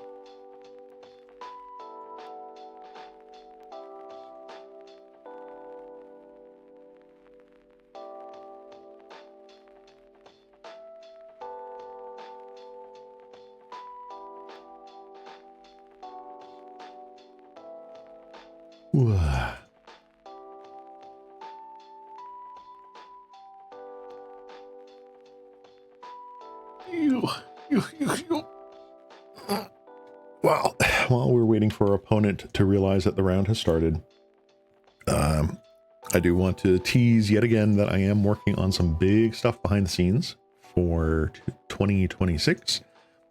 Got a big stream refresh overhaul that I want to do, just get things a little bit more polished, a little bit more to date. And I've got things working in the background, hopefully bring that to fruition relatively soon. Not soon, but like, you know, not before like the end of the year sort of thing. But looking forward to it. I really am. Let's see here. Bring that up instead. I'm hoping to get some new assets, new artwork, maybe even some alerts. I don't know. Do you guys do anything that requires alerts on my streams? I don't think you guys have. But maybe we will. Who knows?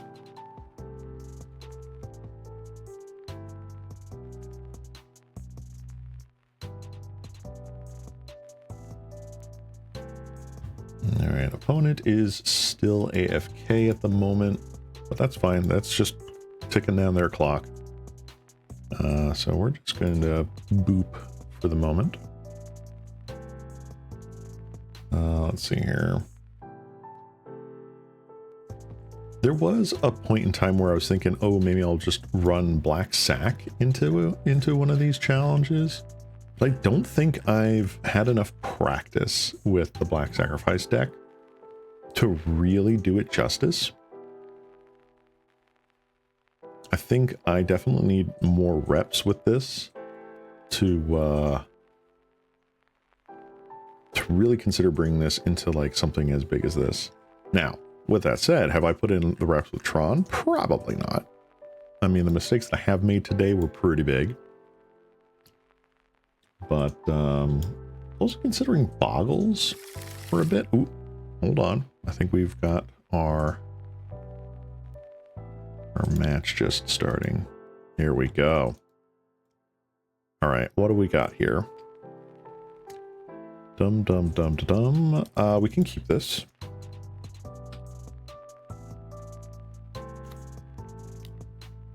Forest wild growth. Okay. Not excited to see that. That tells me we're probably against a Panza strat or just a big monsters deck.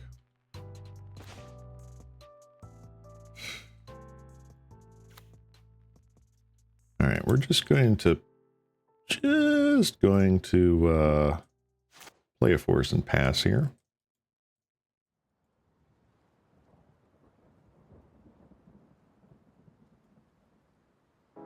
Land destruction deck against TRON.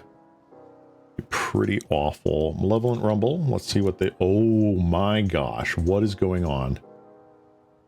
Structural distortion. Exile target artifact or land. It's 2 damage to that permanence controller. What? Boarding party, boarding party. Okay, so they definitely picked... They chose a mountain. Whoa. Okay.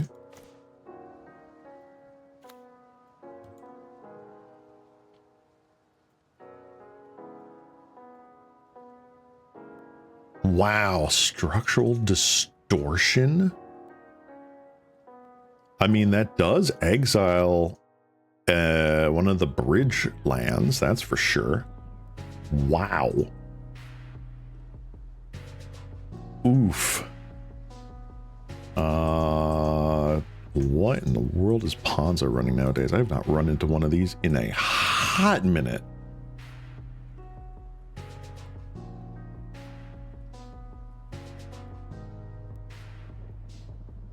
What in the world?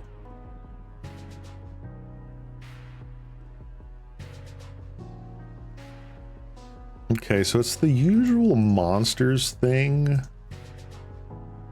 I guess they're still running Thermokarst and Wanvuli Acid Mosses. Opponent?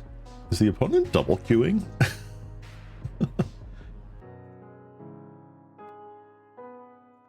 That's kind of crazy.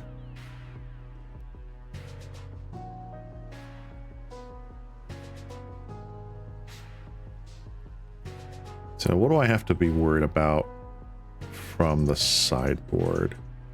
I assume they run things like Deglamour. Do they run like Gorilla Shamans? This one runs a Gorilla Shaman. This one does too. Huh. All right, well, Gorilla Shaman is a thing for... Well, for 3 mana, you can destroy one of my dudes, I guess. Not dudes, but like my cantrips. That's weird. Wow, structural distortion. How many are they playing? 4 mana. Wow. I mean, the 3 mana for those who don't know, the Gruul Panza like land destruction deck, like they really want that 3 mana slot full of potent, juicy spells, because you do something like this, right? You go Wild Growth, Forest, and then next turn you go land, and then boom, 3-drop, right? Or like Wild Growth, Utopia Sprawl, or whatever on the forest, land, and then you can boom, like Eldrazi Repurposer, or Thermokarst, which destroys target land.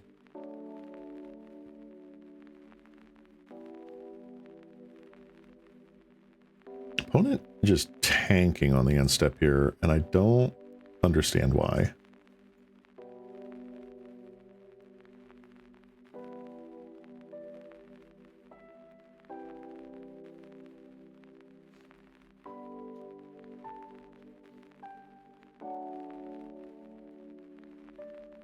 They're going to get blown out by this Tamiya safekeeping I stashed in my deck, that's for sure.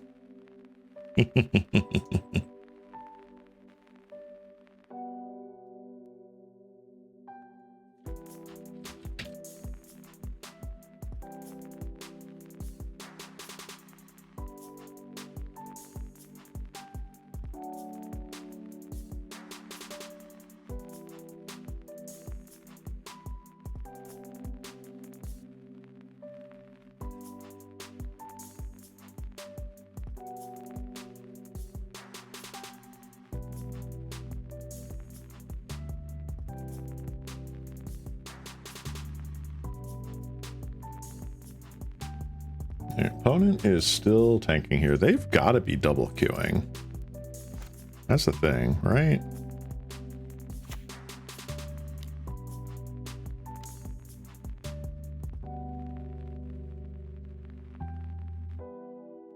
All right, they're going to Monvuli Acid Moss my thing.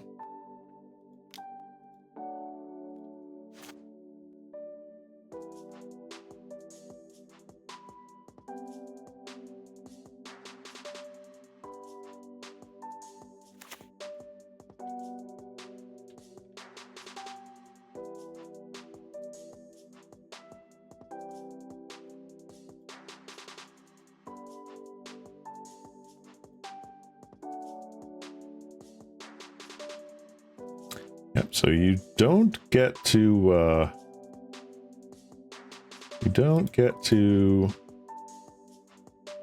ramp off of that.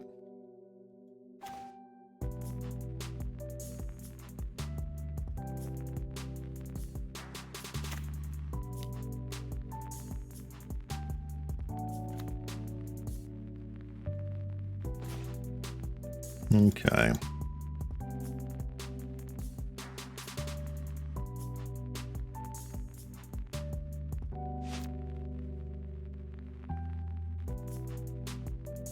Alright, so they've seen the forest. They've played their mountain. What are they going to do here? Another thermokarst? We're going to thermokarst. Sure.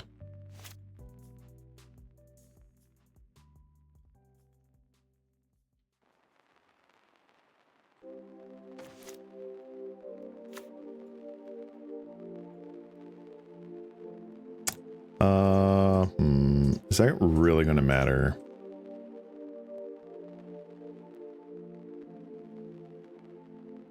I don't think it's going to matter. Yeah, you're going on the bottom.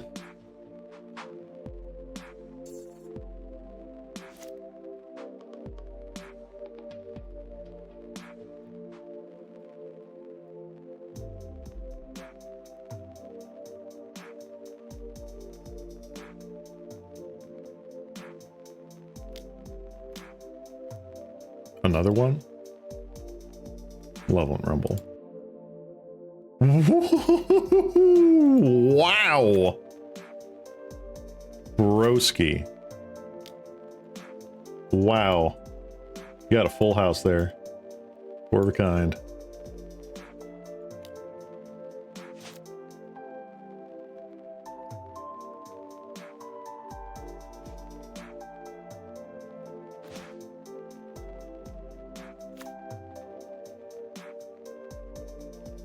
That's not doing anything for me.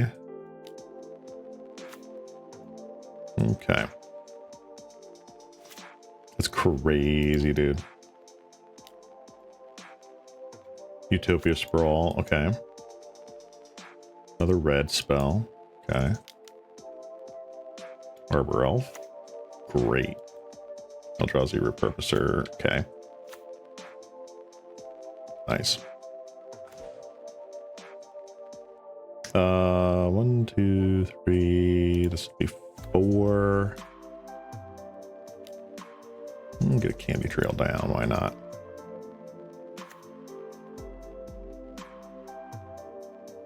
Oof. All right. Let's put that on top. Put that on top.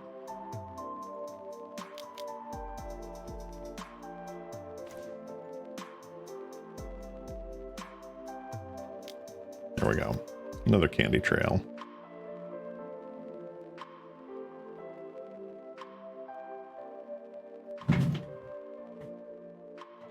All right, we're gonna put you there and then you.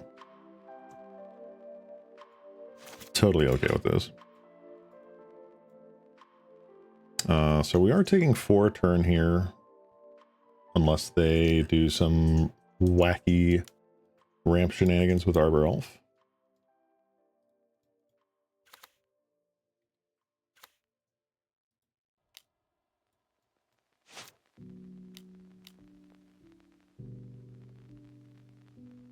What? Oh, they've got the Altosaur.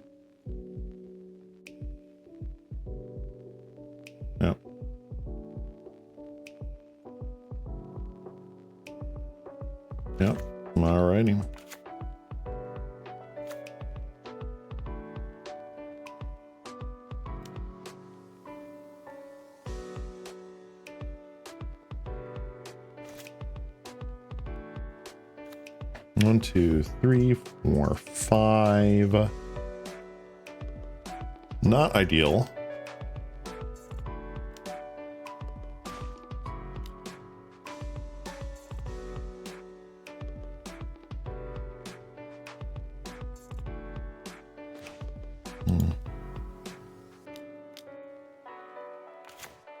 Let's just get some raw card advantage here. I think we're just dead.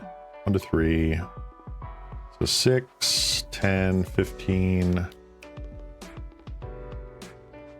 Holy acid moss. Yeah, we're just going to concede here.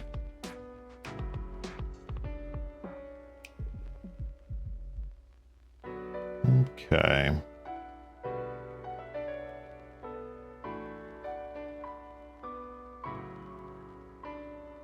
I'm not entirely sure what we do here.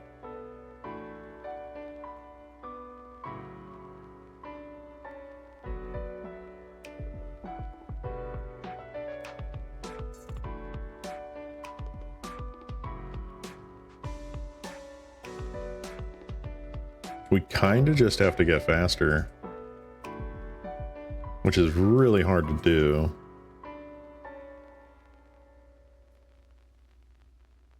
We take out the rushes and just bring in the breath weapons. Might be the choice here. Honestly, was not expecting Panza. Just was not expecting it.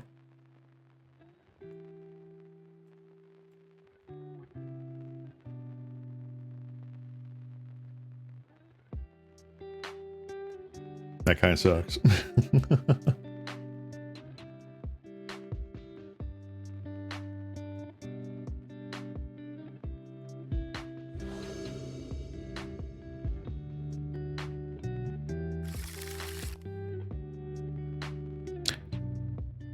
This hand doesn't do anything. This hand's okay.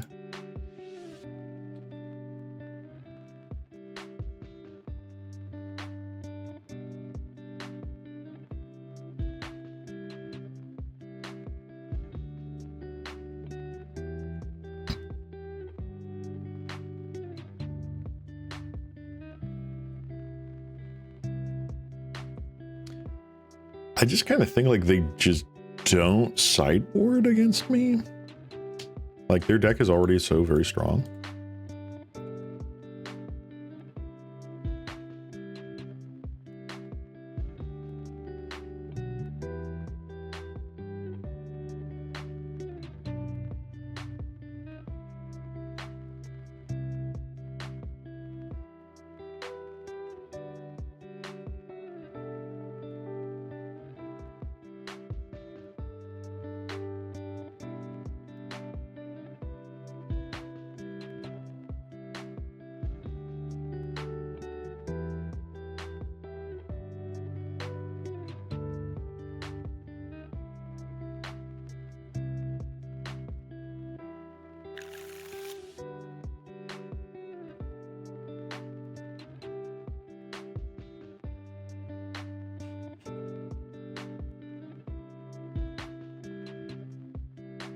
We'll keep this hand.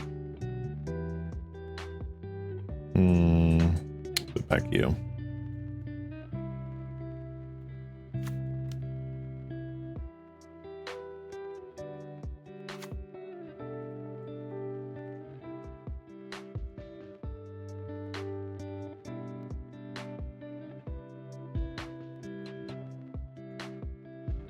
That's fine.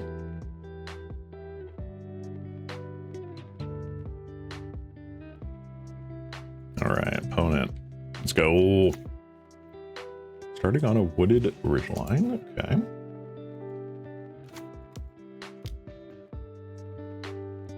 Prof Prism.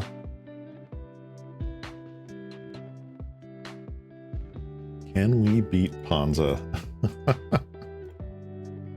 I have no idea.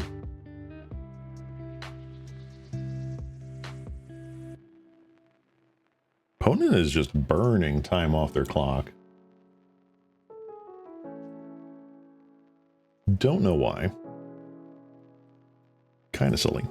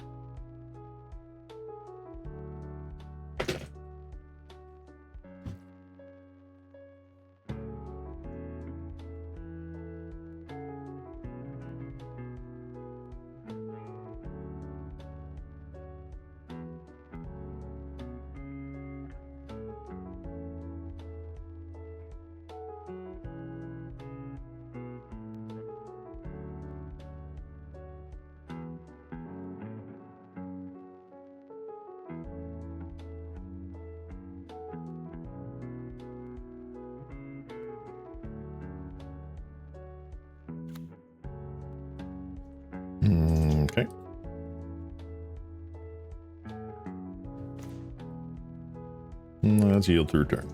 Okay.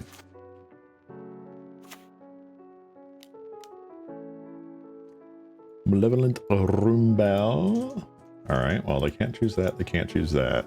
Probably Arbor Elf or Forest. They chose Arbor Elf.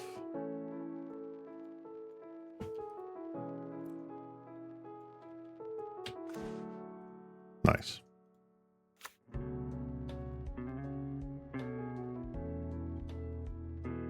Okay.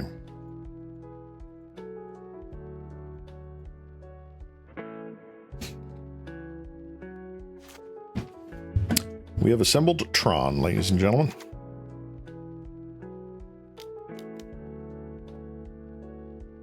They have assembled a Moine Acid Mouse.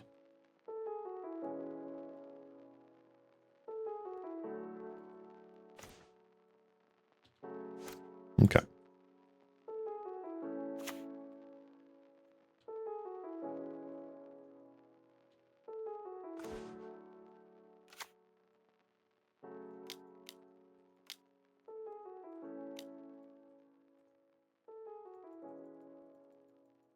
Can you guess what we're playing? We're playing Fangren Marauder! Let's go! Alright. And a Wizard's Rockets. Pass turn. We have a 5/5. They play the Arbor that we knew about. Okay, okay. Well, good. Mm-hmm. Very nice, very nice.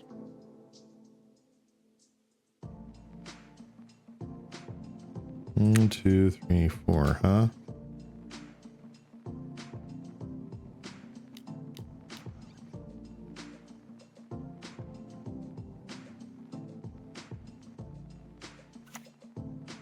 Get rid of your Arbor Elf.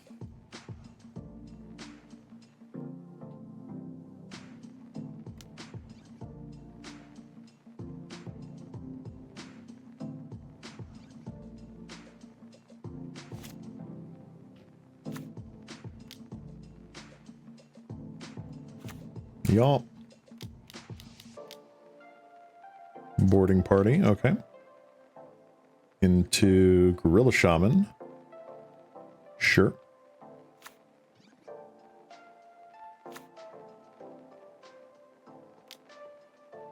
Absolutely.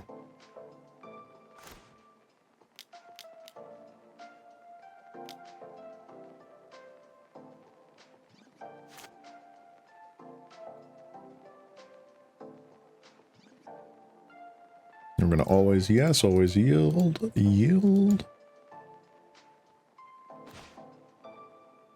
Ho, ho, ho. All right. We got our own Annoyed Allosaurus here, guys.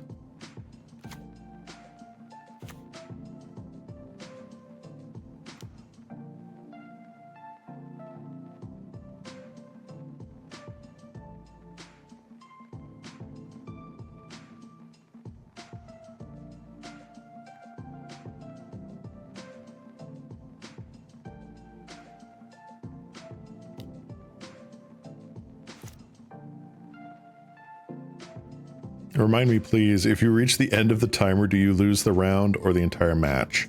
You lose the round. So if you time out, if you go to 0, it doesn't matter if you're still on game 1, you're just done. It's a loss. You're gone.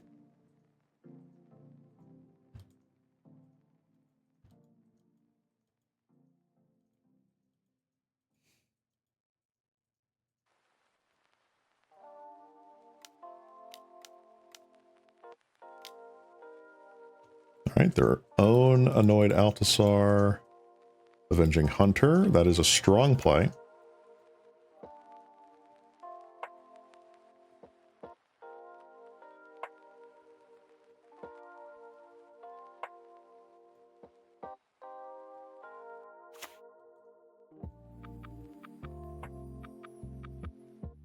All right, they can attack for 7, I guess. No, just 6, sure. All right.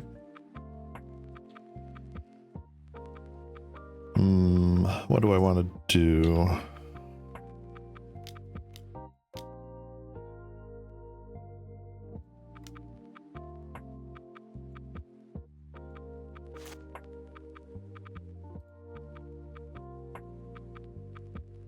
So if it's game 2 and you won the first game, it's a draw. Yes.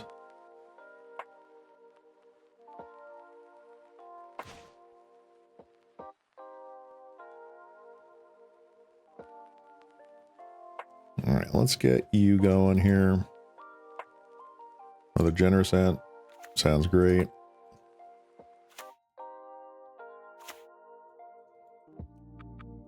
Alrighty.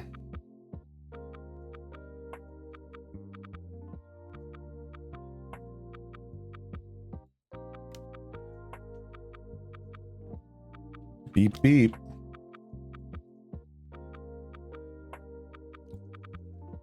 You're going to block with your Altasaur.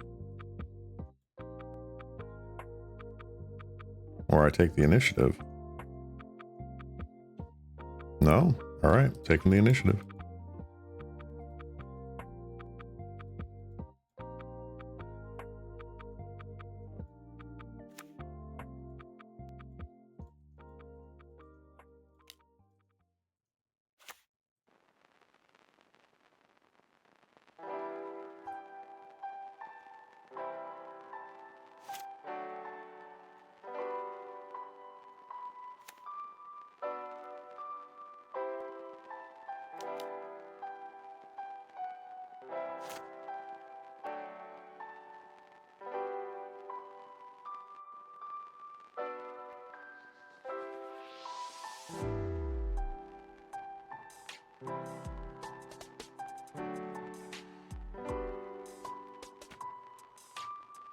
Right, so they got rid of a power plant.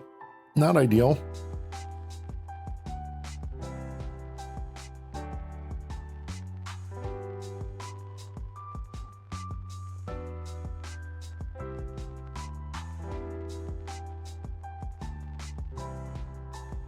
So they have 17, 18 total points of damage on the board.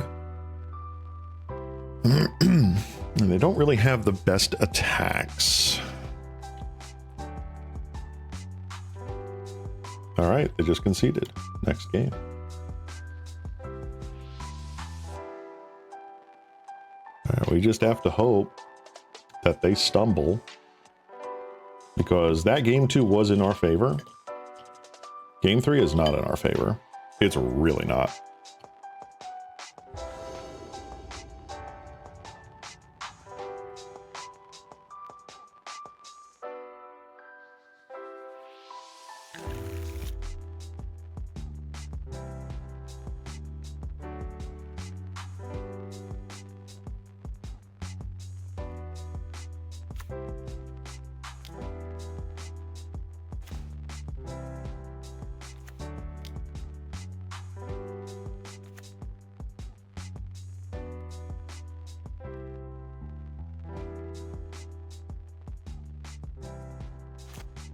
All right.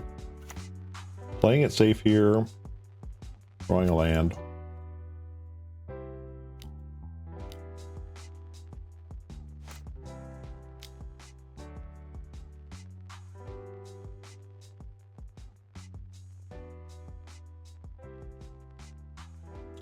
Gorilla Shaman. Okay. Eldrazi Repurposer. Okay.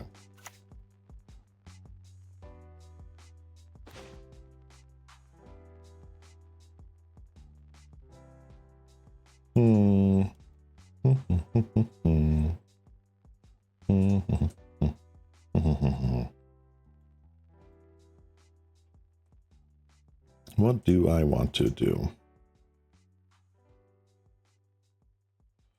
Let's think about this. So they're definitely attacking with those two. They can blow up Candy Trail, which is fine. It's kind of done its job.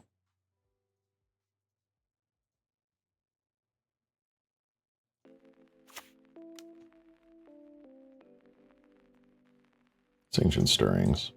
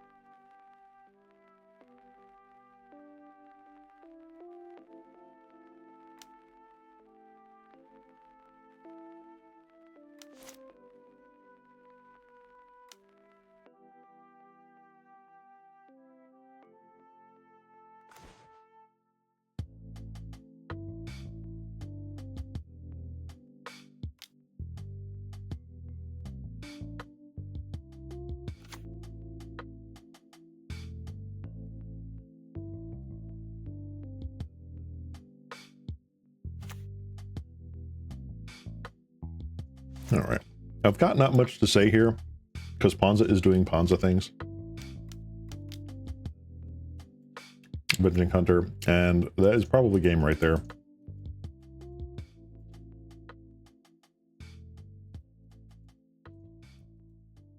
Again, they would have had to stumble really hard in game 3 for us to have a chance, and they did not.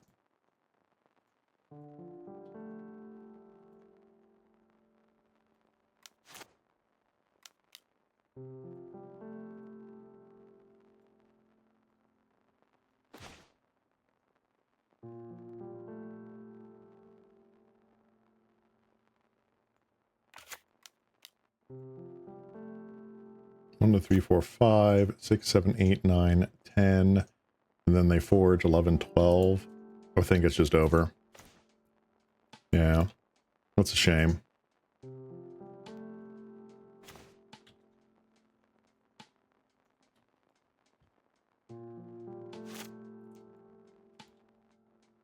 That's why the Ponza is just, it does its thing. It keeps something like TRON in check.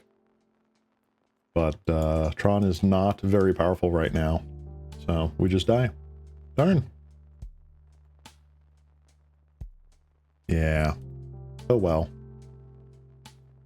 Womp womp. Alright, so we are 1 and 4.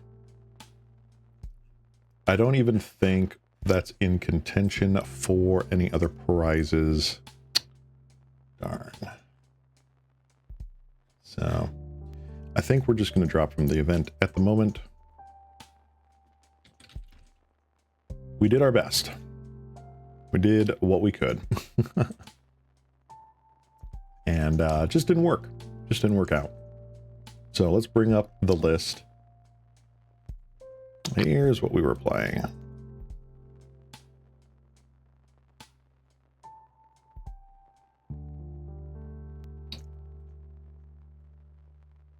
So we were playing a whole bunch of big dudes.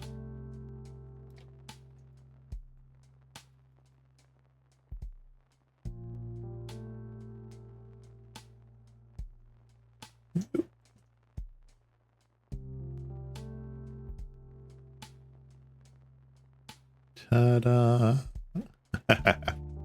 Oh, nope, still not enough. Yeah. Yeah. Yeah, there we go. Ta-da. Yeah, sad. Very sad. Ugh. But we had a good time. Would that change during the mono red deck have made a big difference? I mean, I would have been 2 and 3, which would have been at least a bit happier. But it happens.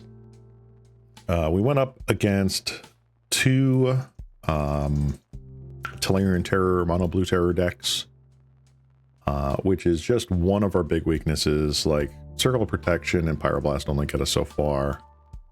honestly. The deck is nice. I just don't think that was the correct field for it to be played in. It's possible that I should have gone with a much more sort of like spiky sort of deck. But that's not what I wanted to do today. I wanted to take my snow day and have fun. And honestly, I kind of did. I kind of did have fun. Even though we lost, it was nice making the decisions and having some exciting gameplay.